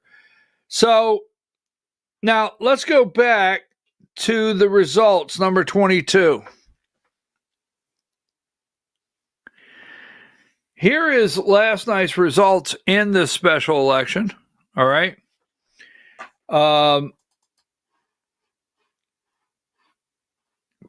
Cherokee County, Forsyth, and Fulton County. Here is the Republican, 1, 2, 3, 4, 5, 6 Republicans. Let's see, 1, 2, 3, 4, 5, 6 Republicans. 6 Republicans and 1 Democrat. The Democrat has come away last night out of 7 people on the ballot. 1, 2, 3, 4, 5, 6, 7. I got to count them again. 7 people on the ballot, 6 Republicans, 1 Democrat. The Democrats come away with 40% of the vote. Now, I know what happened here. The next closest is Dickerson with 17%.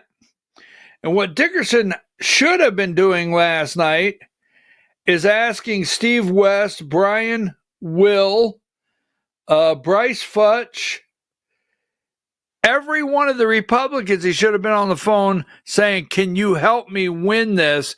Can you endorse me? Can you get your voters back out?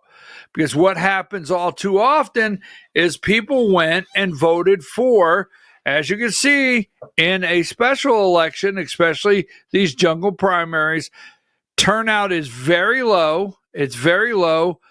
14,000 votes or something like that in a total. Almost $1 million spent on this race. Turnout very low. And it's very possible that Deborah Shingley could come out the winner of this district and flip it. This is going to take work. This is going to take someone unifying 6 Republican candidates. This should never happen in Georgia. Should never happen. We do not have a strong Republican Party in Georgia, a state party. We do not have Republicans under the Gold Dome, House or Senate, that either one of them or the governor's office that will actually handle this and fix our elections, regardless of how, whether it be the primaries, closing our primaries. Now, this is number 26 or 24. Here is the Democrat that for the special election on September 23rd. All right. She is a Harvard University grad there. Georgia State University. She's a lawyer. Her birthplace is District of Columbia. They have a little bit of everything about her. And here's her website. Let's go to number 26. District 21. Deborah Shingley for State Senate. There she is with her family. And that is the website yesterday till they update it. And here is number 25. Here is the opponent, Jason Dickerson, right? Republican Party candidate, Georgia State Senate, District 21. And give me 27. Here's the face of his website. One of Us to Fight for Us. Election Day, that's yesterday. Now go back to 22. Thank you so much for this right here. 22. And you see right there, and we'll close this out. Jason got 17.36, the highest vote getter for the Republican, and Deborah pulled in 39.51, almost 40%. So what has to happen? Jason has to get all of his voters back, all of them, and he has to start talking to Republicans.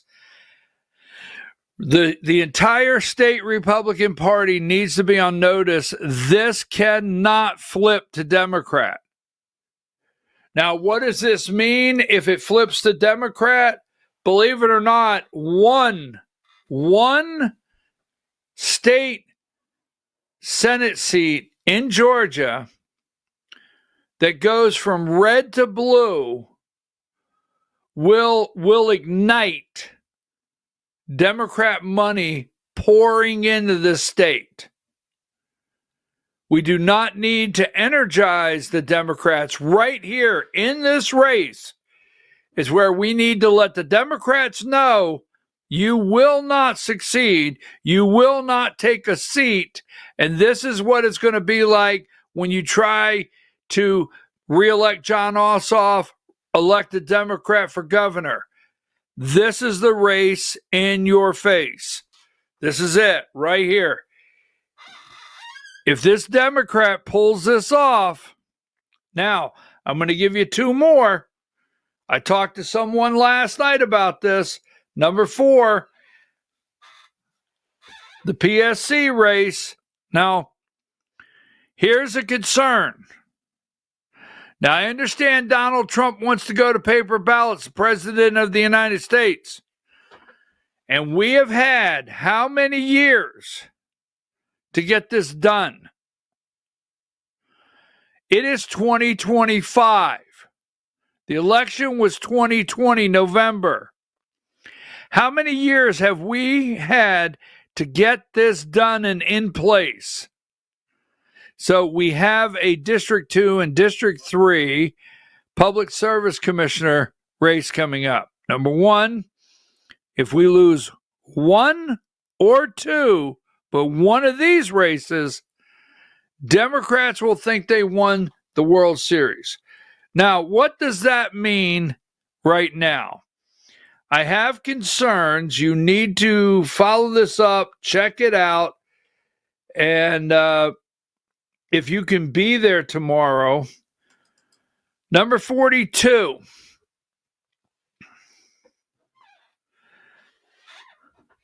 Right here. Members of the House Blue Ribbon Study Committee on Election Procedures, Chairman Tim Fleming. The House Blue Ribbon Study Committee on Election Procedures will hold the following meeting Thursday, tomorrow morning, 10 a.m., in Clarksville, Georgia, North Georgia Technical College. So, what is the Georgia Republican Party asking?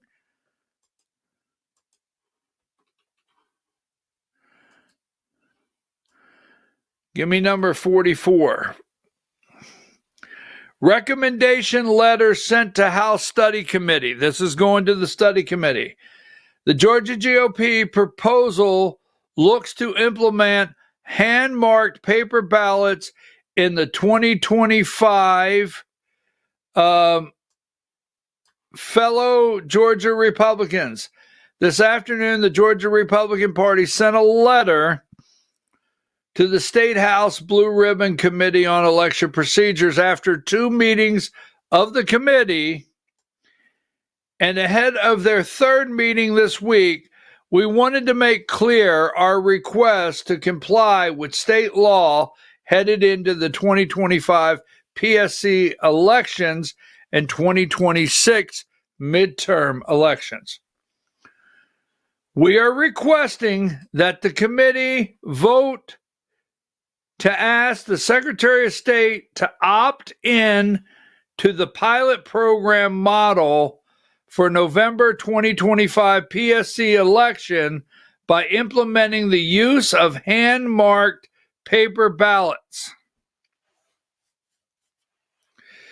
Updating the software for assistive devices and complying with state law in the removal of QR codes from the ballot.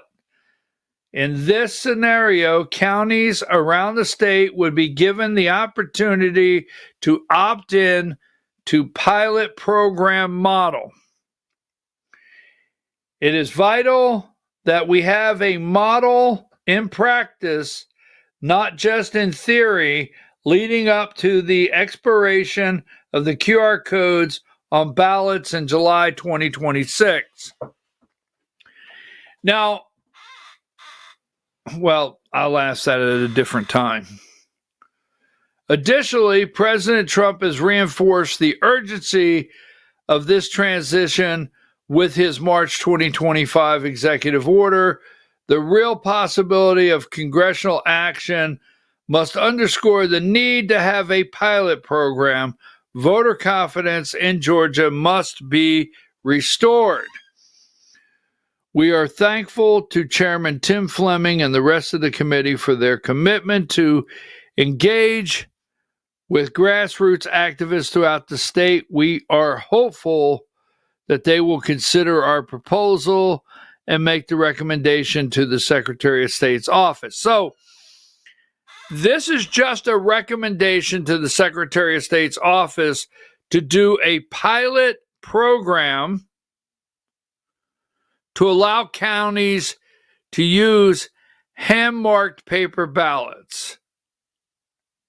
This will come up tomorrow at the study committee. If you're there, pay attention to this. I'm very concerned about how this will work. Very concerned on what they're going to do here. But the PSC races, we must get out for those races and make sure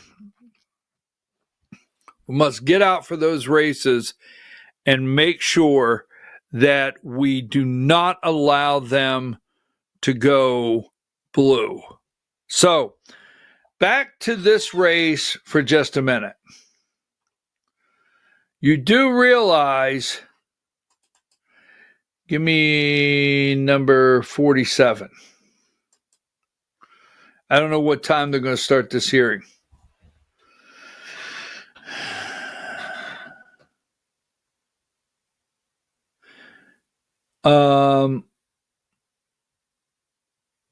Now, number 47 here, this state Senate seat, although North Fulton is red Republican,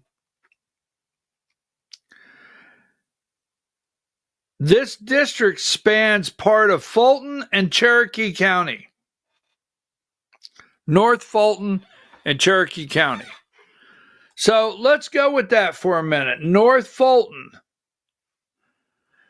Democrats have a chance. This is where it comes together. Democrats have a chance to flip a red seat, state Senate seat in Georgia. The Republican Party of Fulton County, right? Give me number 41. Jumping around here a little bit.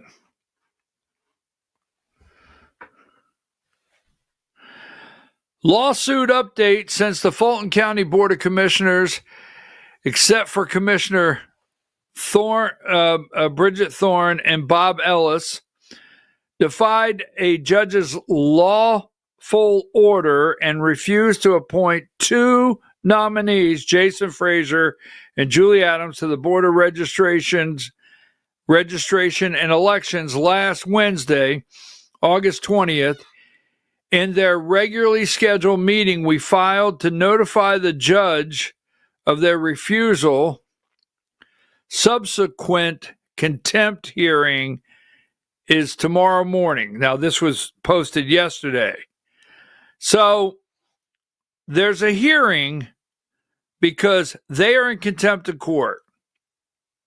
And they do not want two Republicans, Fulton County Board of Commissioners.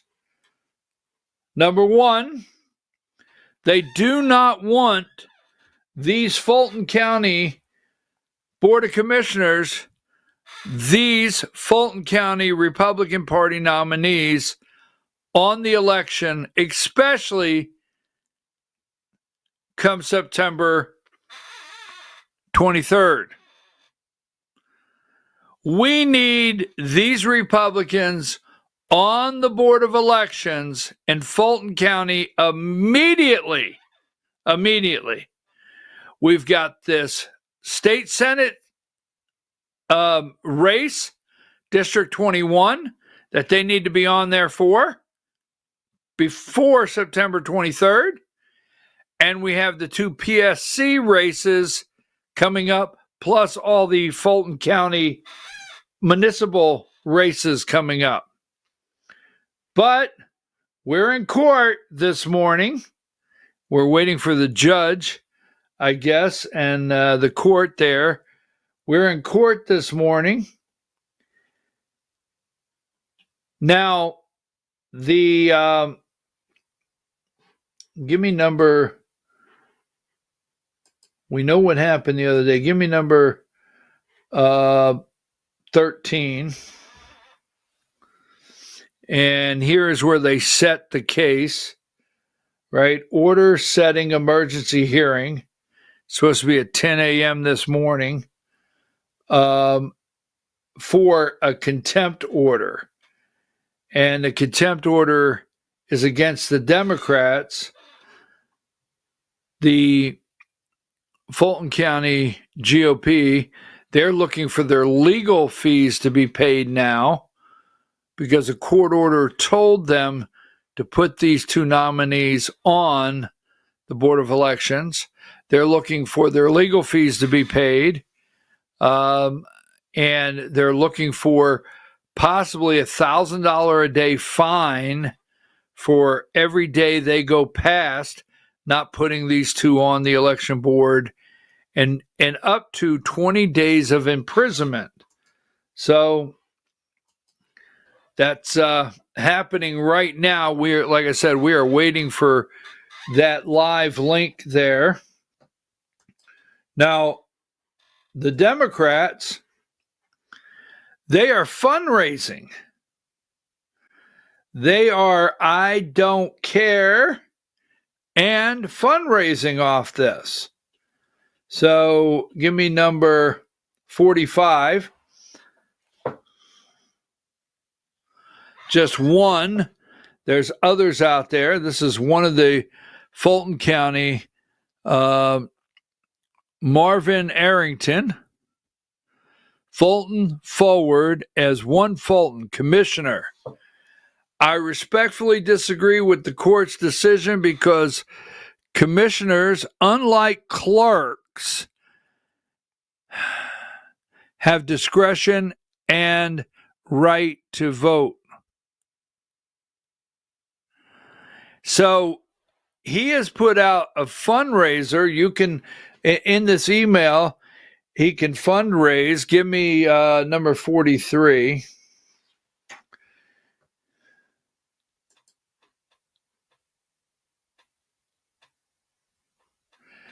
Here's his statement.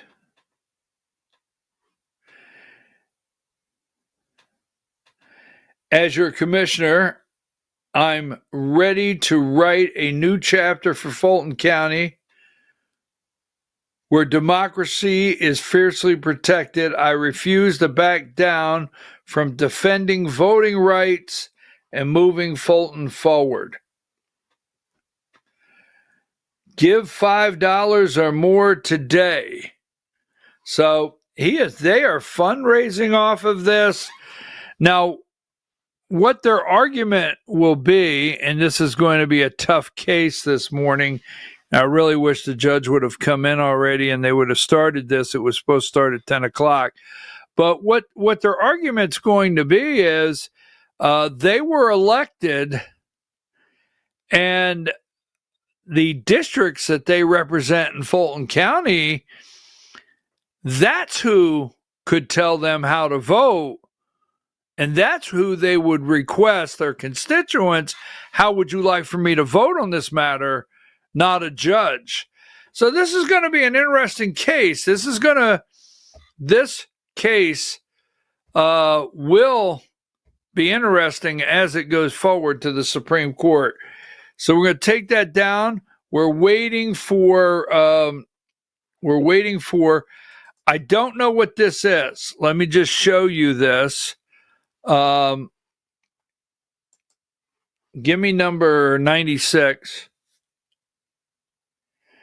I don't know what she filed. I just want to put this up here. I didn't tell you I sent that. I don't know if you got that in an email there. I do not know what this is. I do not. But this was filed 8/26 at 9:37 p.m. last night. And Fulton County Republican Party, this is a notice of crime and fraud upon the court and emergency motion to set aside void order filed by interesting party and Fulton County citizen Susan Oppersuth. So I don't know what this is. I was told this is 40 pages. 40 pages. I just received it about 15 minutes ago. I have not had a chance to look into it at all as we were coming on the air this morning. All right, so that being said, while we're waiting, let me run this by you. Last night, I was down here at number 7, and this is Burt Jones, his campaign kickoff. Let me show you a couple people in the room last night, and it's very interesting. Here's what I will tell you about the people that attended.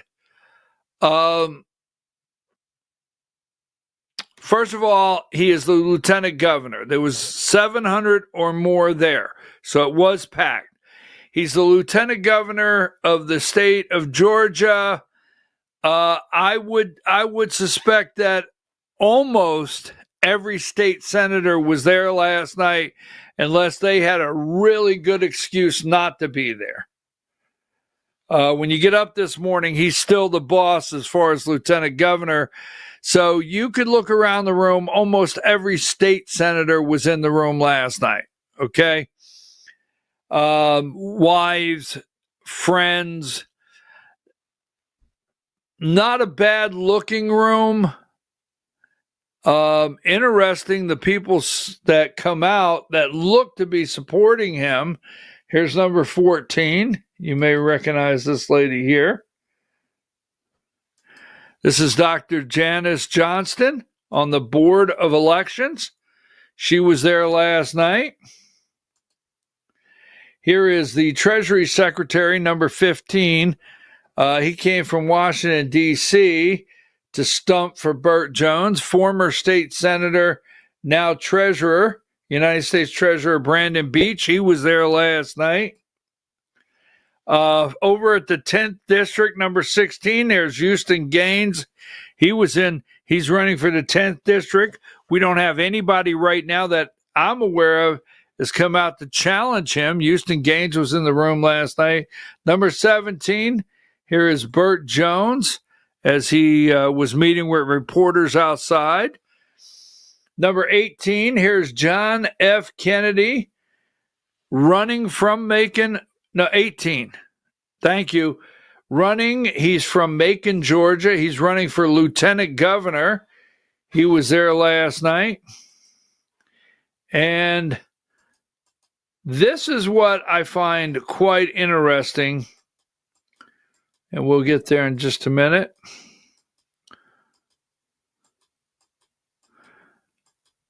In the Georgia Republican Party, you're not supposed to endorse candidates.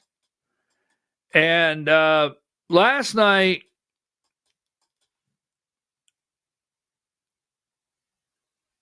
do we have something here, Diane?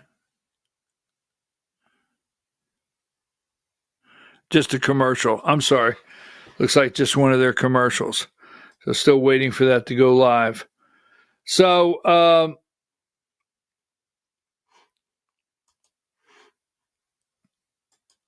I find it interesting. Here, give me number 57. These are some people in the room.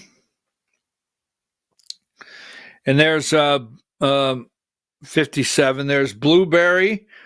Blueberry is hanging out over there. You might be able to see Blueberry. That's Brad Barnes hanging out with Sally Grubbs, the first vice chair of the Georgia Republican Party. Kelvin King, candidate for Secretary of State, is there in the room. Give you a couple more. Before I break it down, there's number 58. There's Greg Bluestein. Bruce Lavelle is in the room last night.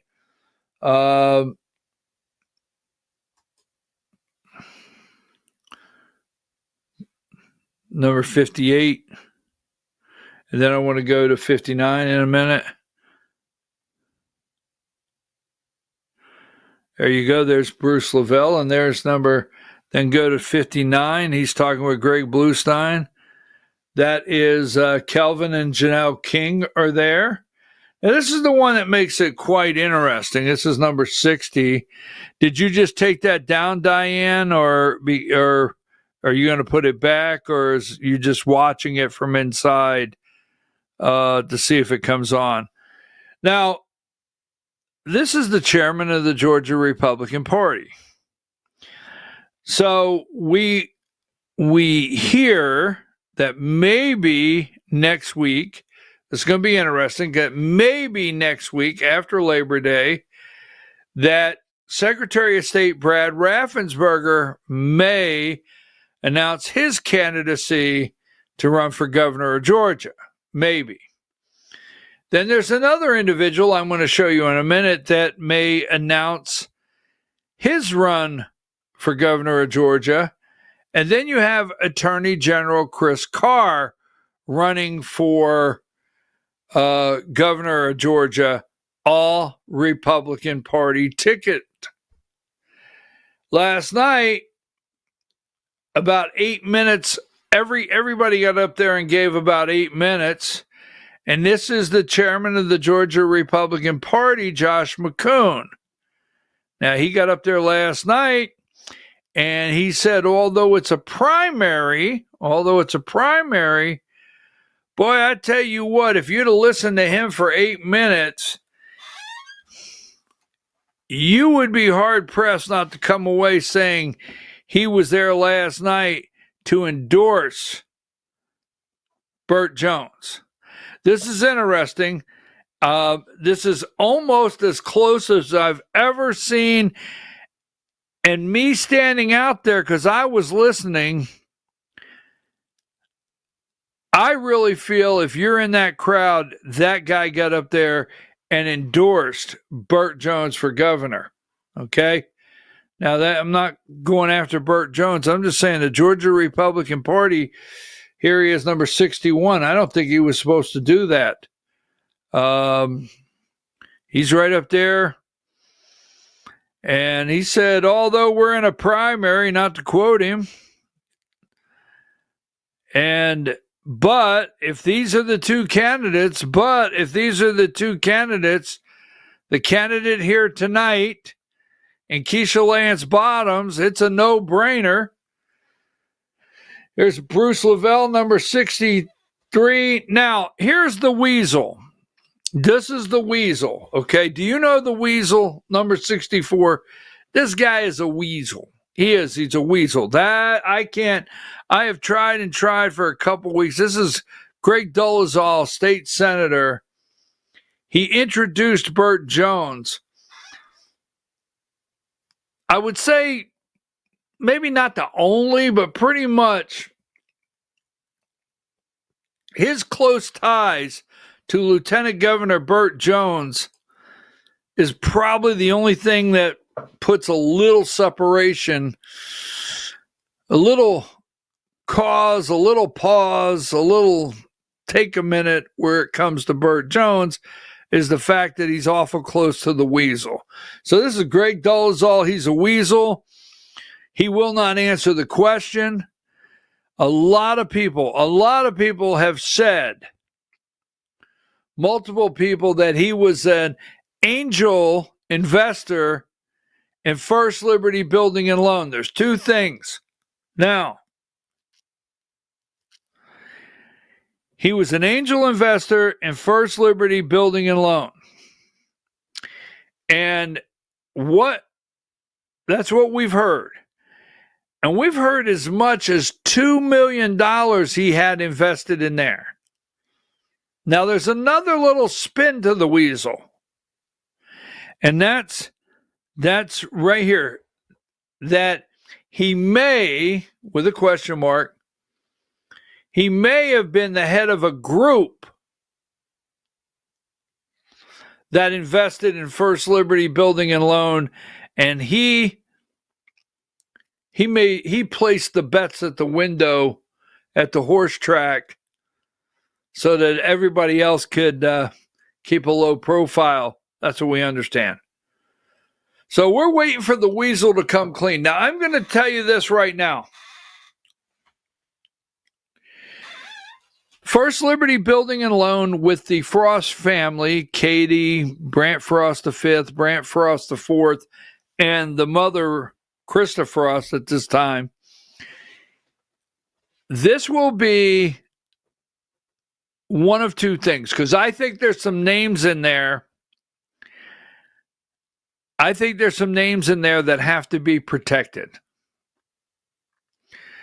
And this will be a major explosion to some people that's going to absolutely shock you beyond belief.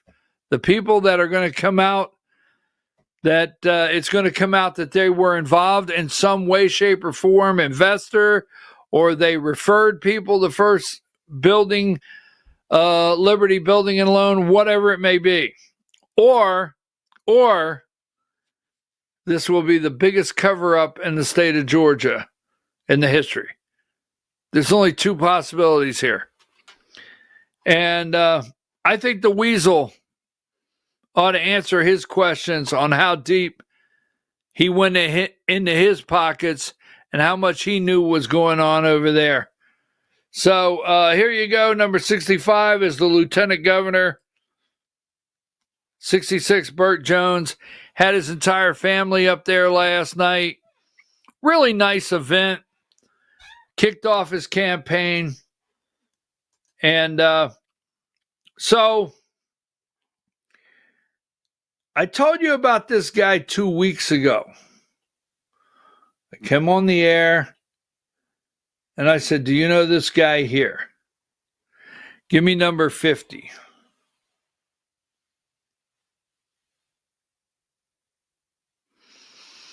This guy's name's Clark Dean. Okay? Now, I told you 2 weeks ago to keep your eye open that he may run for governor, may run for governor. I don't know the guy. But here's what I know, is he attended the 10th district, the Georgia Republican Party 10th district barbecue event last Saturday night. He was in the room. I have a picture of him in the room last Saturday night. And this is what else I know, is he spoke to some people in the room and shared my understanding, his intention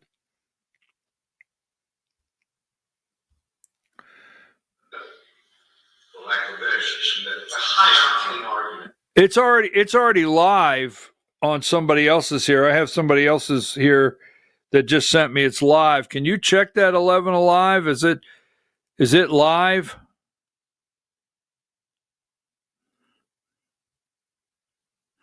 Can you refresh it or something, see if it's live? Because I got a text message from somebody. No, it's not live on 11 Alive. I refreshed it on a website, not on my VMix feed.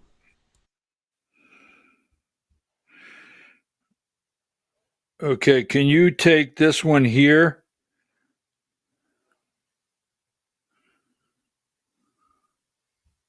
See if this one's working. Because I got a link here. Someone sent this to me. And I don't know why that one's not. I mean, that's what I sent to you, so I could be incorrect. Can you check the email I just sent you and see if you can get this to go in? And if you can, go ahead and put it in and get rid of that one.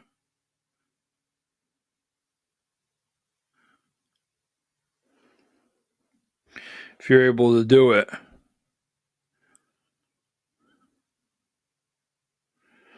Hold on here, folks. Give it a second. Let's see if we can do it.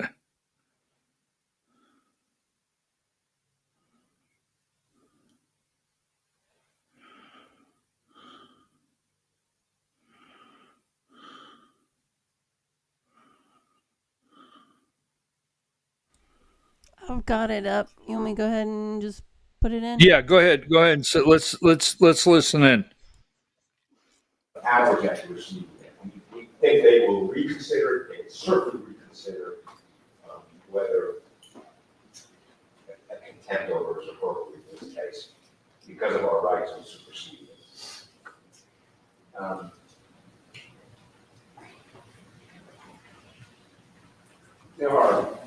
We can't help reading in the paper these days the defiance of the judiciary in all places at all times. And there's nobody more concerned about that than the lawyers in this court, including the lawyer on the board. We are all concerned about respect for the judiciary. And we are not, despite the plaintiff's kind of overbroad argument here, we are not in defiance of the law. We are trying to protect our rights to judicial review. And that is as much a part of our judicial system, it's as much as a part of the review process. If you respect the appellate process, if you recognize that maybe once or twice in your lifetime you've made a mistake that needs to be reviewed, and the Court of Appeals needs to weigh in on it, and you don't have to find these people are criminals or criminal contempt in order to protect the integrity of this court, to protect the integrity of the Court of Appeals.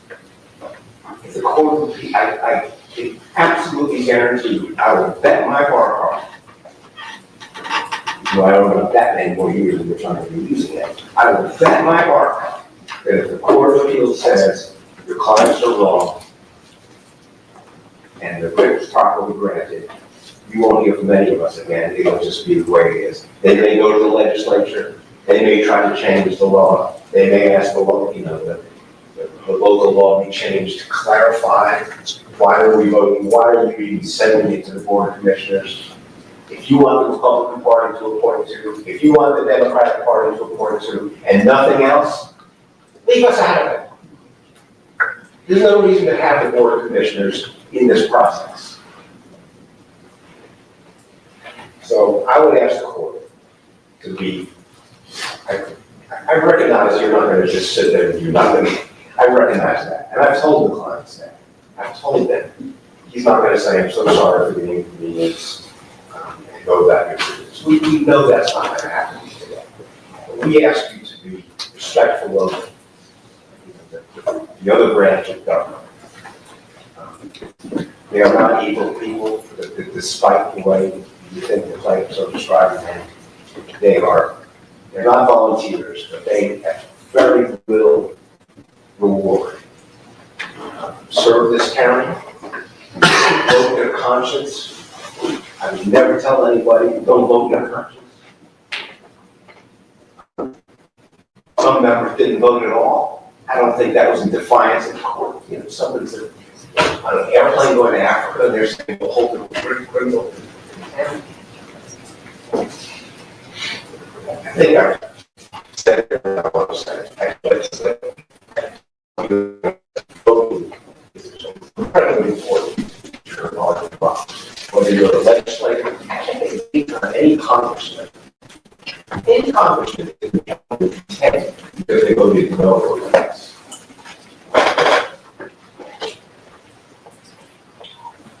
If you feel compelled to have some kind of civil coercive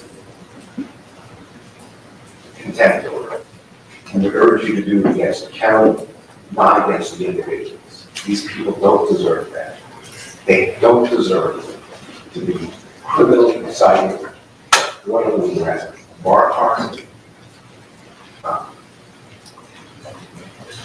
They don't deserve it. After all the work they put in to try to be good citizens and good public officials. Real quick question, Mr. Sanger. Absolutely. This all revolves around the local legislation in Fulton County, unique to Fulton County. I'd have to try to look up all the other laws across the state, but as far as I know, this is unique to this county. And of course, the text of the legislation says that the commission shall appoint the people who were nominated by the respective party executive officers. Interesting, but that's what the General Assembly, that sits a couple of blocks from us, adopted. That's the law. Yes. That is applicable here. It's not what the court wants, but I don't get to vote on or decide on which laws I like either. So I didn't see anywhere in that legislation that the commission was given veto power over the nominees. Is it in there? Did I miss it? Certainly did not. Okay, so then that's my concern. They don't have veto power because of the law that applies to this selection process, and that's what they're essentially doing. Yeah. I respectful. Do everything I do is respectful. But I'm going to disagree with you. You're right, they don't have veto, but they are told you have to vote. And it is incomprehensible to tell someone to vote. But it's just a rubber stamp. There's nothing in that law that says you are a rubber stamp, or as Billy Buchanan, lawyer, famously said, Representative Oliver North, I'm not a potted plant. These people are not potted plants. When they were told to vote, they were told, and you could only vote one way. They weren't told that. They were told that by counsel. They were told that in the executive sessions, which is the agendas. They were told you need to go out there and publicly vote. And I understand the court's ruling. I'm not saying you're flat wrong. I understand that. It would seem that what the law should have said was, the county should appoint, or some way to avoid putting individual members in the position where they have to vote a certain way. And if I'm wrong, Judge, the Court of Appeals will tell them, and we're wrong. And just the way the structure of the statute works and the way the structure of the Fulton County government is, you do have to vote yes. That's what you have to do. You have no choice in that. And if they say that, they will do it. They will do that. But so far, we don't have. We have your granting of the writ. And the writ says that you have to tell them to act. It doesn't say, and you put this in the order, in the denial of stay, and it's in the original brief we did way back, all the month ago. You can't tell them which way to vote. You don't have that authority in advance. You can just tell them they have to vote. Of course, they characterize it as you have to tell them they have to appoint. They can't appoint. This Ira can't appoint anybody. She doesn't have that power. Ira can't appoint anybody. Nobody's given them a document that says, here, sign here and appoint. All they can do is vote. And that is the antithesis of that mandamus, where the law is absolutely clear. You can't tell them how to exercise their discretion. You can just tell them you must act. You put that in the denial of stay, you quoted that language. And it's right.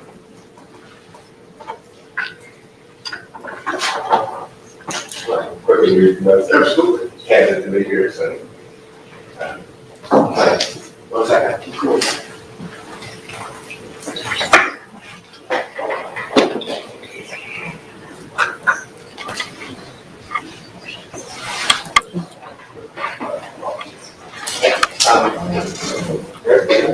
Co-counsel for the county pointed out that the law says that you must appoint from the nominations, plural, from the specific political party. And thus it envisions that more than one nomination can be made. And in fact, that's what happened 2 years ago, was a different nomination was made and approved, and he's on the board as of today, because of all this penalties coming off the board. It's not. So, the plaintiffs can still have the appointment. And what some of the counties do, in fact, I pointed this out to you last time, some of the counties require that the political parties nominate more than one person, so that the appointing authority has a choice to make. That's not, it's unclear when the Fulton County envisions that by saying nominations plural, that from the nominations of, it's not just Republicans, it's Democrats too. Because it envisions multiple nominations, that would allow the board of commissioners then to make a choice, which is what I vote envisions. Any other questions? No. Thank you. You've got the agendas. I do, and I haven't had a chance. You filed something late last night that I'll read over and help read over your late file. Read it. It's brilliant. I don't think you want to miss it. Well, so y'all know in my practices, I do write long orders after I have had time to actually read over everything and research the issue. Yeah. And if there's any way I can commit to expeditious review in order to satisfy you, and I've told the plaintiffs' counsel that, we can agree on that, we can just let the Court of Appeals know you got 1 week to decide. We'll tell them. I'm sure they'll, If Mr. Sanders says so, the appellate courts move as the appellate courts choose. Well, thank you for caring for me and,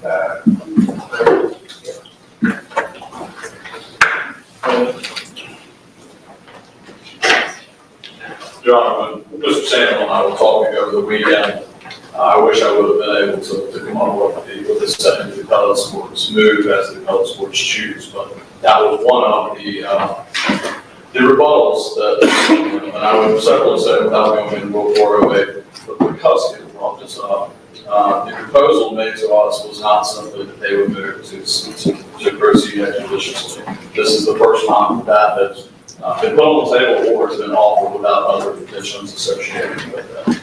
Nonetheless, I don't think it's appropriate for that to be before this court, and I separately request the court allow all of that conversation to be ignored as it never should have been brought up to begin with.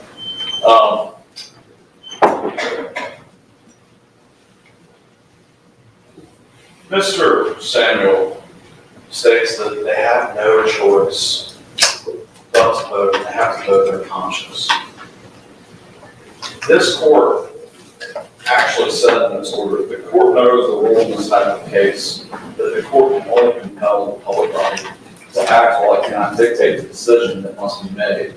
That said, this is a situation in which the only authority of the county commission is to appoint the nominees submitted by the executive officer of the political party.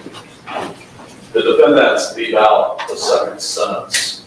They also ignore that the statute in question sets out 3 conditions and criteria in the law that they are in place to ensure were met before appointing them to the board. Their discretion is to ensure that the candidates nominated by the parties are in line with the criteria laid out by the General Assembly. Mr. Samuel also quipped that they haven't had 3 bites of the apple. They have, Your Honor. They responded to our petition, and we had a hearing in which we held out. They filed a motion for reconsideration and a motion to stay, and we had a hearing on that. And now we're here again today where they are retreading and making the same arguments they previously made. We aren't here to relitigate what this court has previously ordered. There's not a motion for reconsideration on the table. This is for the court to consider what sort of relief, contempt relief and or attorney's fees are appropriate after they knew and were conscious of what might happen if they failed to abide by the court's order. This idea that individuals cannot be compelled is nonsensical. There is no authority that they have ever cited for that in any of their briefing. And I would point the court back to some of the cases that we cited in our early briefing. Town of Adel versus Littlefield, 149 Georgia 812, and Smith versus Lot 156 Georgia 590, in which the Georgia Supreme Court upheld prior issues of a writ compelling individuals, all public bodies, to take action. The idea that individuals cannot be compelled to take action would defeat the entire purpose of a party seeking a writ of mandamus. And they have no case law or authority whatsoever to support the proposition that Mr. Samuel raised with this court. We don't agree that the 2 nominees that were appointed could not be removed. I would, again, point the court back to the provision within the statute that considered how you remove a member of the Board of Registrations and Elections.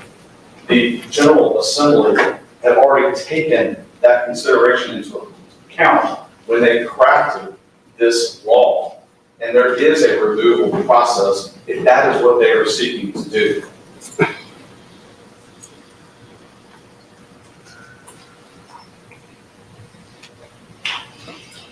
While I understand that Mr. Samuel was attempting to make the point that there is political action that these county commissioners have to undertake in their roles, I think it's a little disingenuous to say that they didn't understand the consequences of their actions by not voting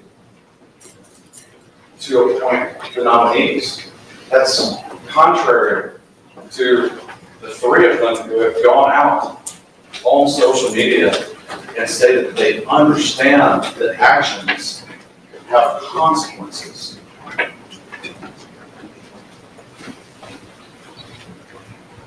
His question as to whether what you do with one of the members, two of the members, or three of the members, that is the defendants trying to make difficult questions out of simple requirements. They're simply trying to play games where it's not a difficult concept. Under the court's orders, it was very, very clear that where the nominees meet the three criteria under the statute, the Board of Commissioners must then appoint them.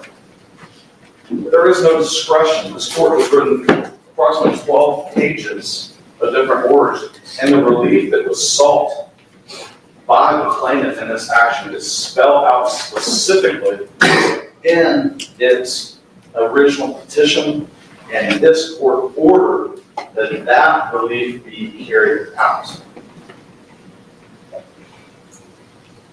The Rogers case that he referenced is actually a case that I brought before this court at our last hearing. The Rogers case, yes, while it says that the state of Georgia does not want, as a public policy, for private organizations to be able to appoint individuals to public bodies, the case goes on to say that the General Assembly or the legislature should set up a process such that nominations are made, the public bodies take those into consideration, and the General Assembly can put considerations or criteria that the party follows. And again, that's what happened here. This idea that that case is supportive of their arguments is nonsensical, and it frankly ignores the plain language of the case. There was also a statement by Mr. Samuel that there has been no harm to the actual plaintiff because they have had a representation. Your Honor, that is simply ignoring the affidavit that was submitted. As this court is aware, Board of Elections member Mr. Keegan asked not to be nominated for the position because he had health and family issues. No different than Mr. Erickson, who said he can't be here today because of medical issues. Mr. Keegan has served on the board reluctantly, even through these health issues, but has stated that he cannot continue to serve through the end of August, and I understand that he will not be there if the certification of the election that occurred yesterday is next week, and he plans to resign at the end of August. This idea that there is no harm also ignores the fact that Mr. Keegan is not the nomination submitted by the Republican Party.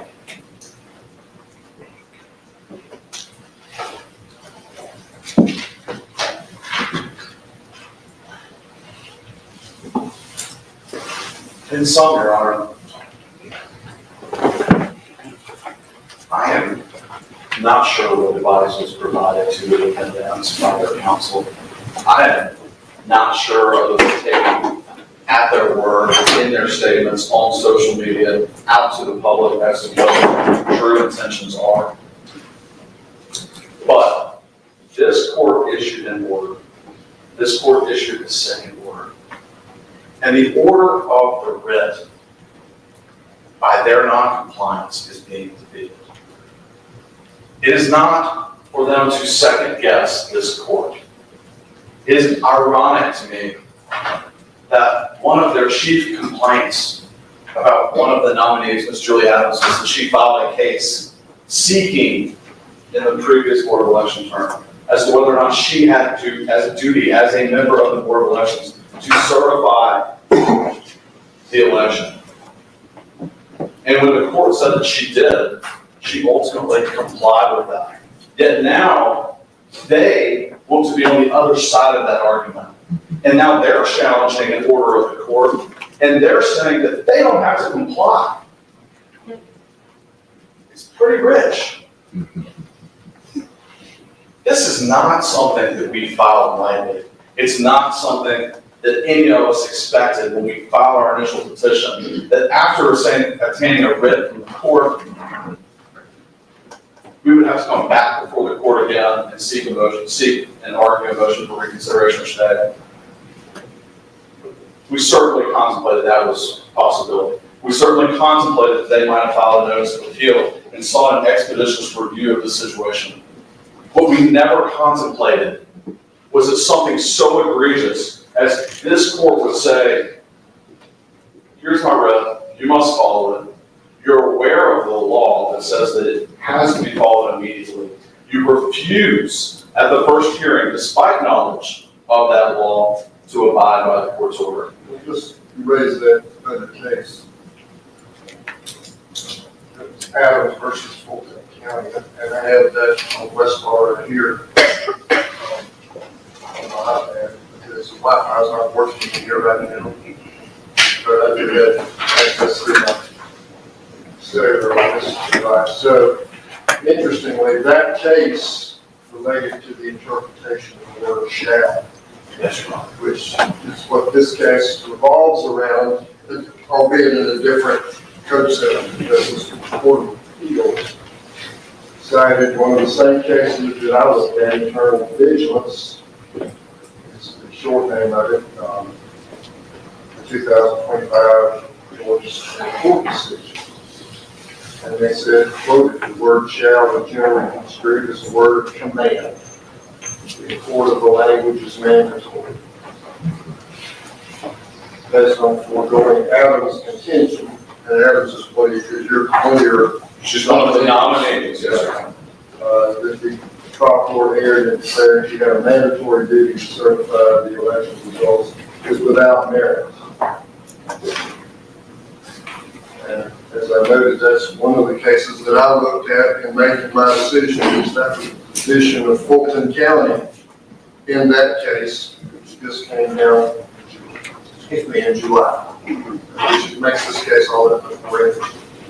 All right. Let me respond to that. I'll go back in just a minute. Thank you, Your Honor. And that's exactly right. We actually cited that in our reply before the court ordered on its writ of mandamus. The difference, the distinguishment, and again, we think the case law is clear as the word shall. We're not here to relitigate that. What we are here for this court to consider and review is the difference in that case is that upon that order by the court, whether she liked it or not, she complied. And here, upon this court's order, whether the commissioners liked it or not, they're refusing to comply. They are, in a nutshell, attempting to seek someone, to keep someone off the board. And they won't follow the law either. Your Honor, this is, again, extraordinary. This is not something we request lightly. We have laid out different types of contempt that are available before the court. We also believe that our attorney's fees are appropriate in this instance. And we leave it in your able hands. We believe that everything the court has stated in its orders to date has been well reasoned. It has been based on the law. And we would ask you again to review the law and look to the law, not to the proposition without any authority or the general arguments that the defendants are putting before the court today. Thank you. Thank you. And I'll let Mr. Samuel respond and you'll get one more word. Samuel, yes, what did you want to add? I think the real irony is that it was an appeal in that case. And despite the fact that Judge McBurney ruled against her, nobody said, and if you don't do what Judge McBurney says, upstairs here, you're going to be held in contempt. She appealed. That's how they got to the Court of Appeals, and ultimately maybe the Supreme Court. But that's what we're asking for, is to have to say what Ms. Adams. And I would also point out, Ms. Adams wasn't an elected official, like she's an appointed official, and there's a difference between that and not having a constituency, and in our case, We are not saying that shall was voluntary. That's not, we put that in our original brief, and everybody agrees the word shall often means must. I recognize that.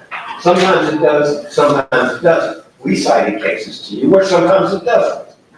In Georgia cases, it's a malleable word. We accept the fact. You're ruling that the word shall means shall appoint. The question is, before us today is, does shall mean you must vote? That's the problem here, isn't it? You were telling elected officials, not you must appoint, you shall vote, and you shall vote yes. If we're wrong, Judge, the Court of Appeals will tell us, just like they told Ms. Adams. And then she complied.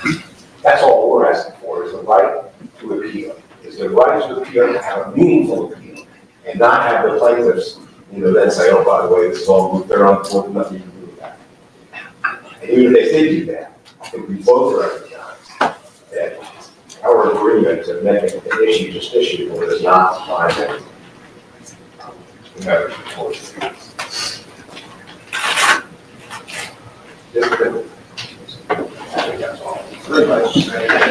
Anything else from the plaintiff?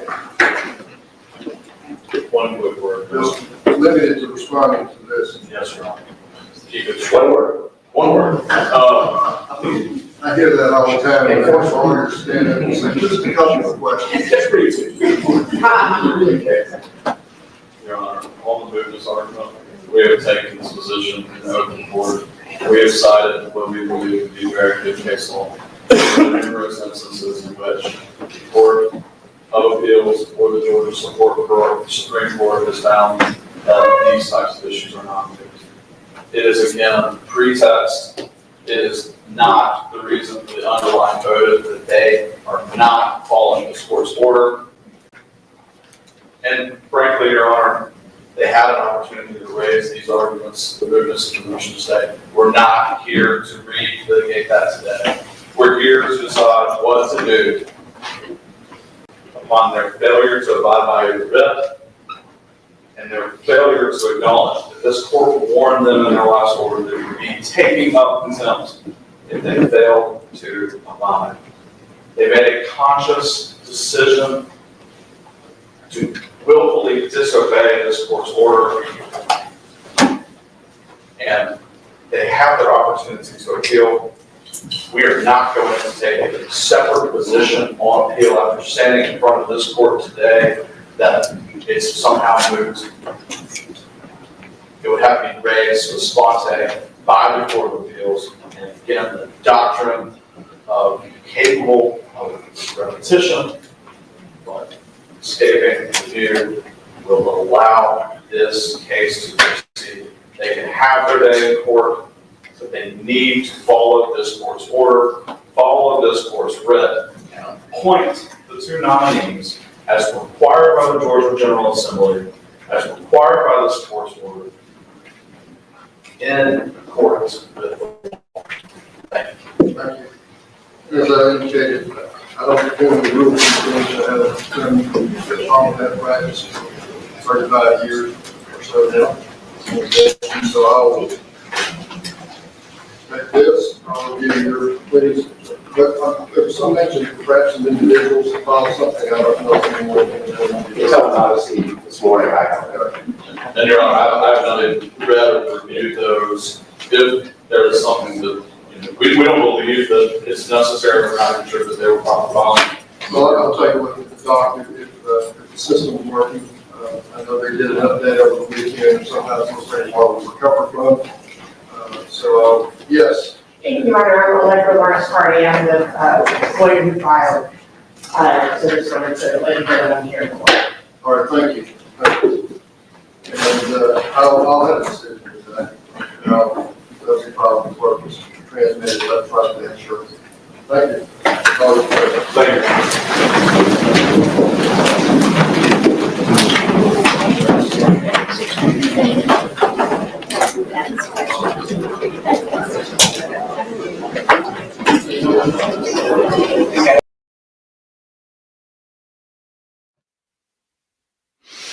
All right, folks, that was about the best feed we could get. We want to thank Ted Metz for getting that out, and the recording will be uploaded. You can watch it, and it'll be much better quality once it's uploaded. If I heard it correctly, the argument from Fulton County is they're not arguing with shall, meaning a directive, you shall do it. Their argument sounded like that shall meant they shall take a vote, but it could not direct how they vote. So we'll see. The judge is taking both sides into consideration here. I don't know when he'll come back with a ruling. And so we'll be back tomorrow morning, 8 a.m. right here on this channel. Thank you very much for bearing with us. And we can look up Fulton County. I'll keep an eye on it and tweet it out. Most people will be pushing it out and getting the answer out today from the judge. So we'll see you 8 a.m. tomorrow morning. Thank you, Diane.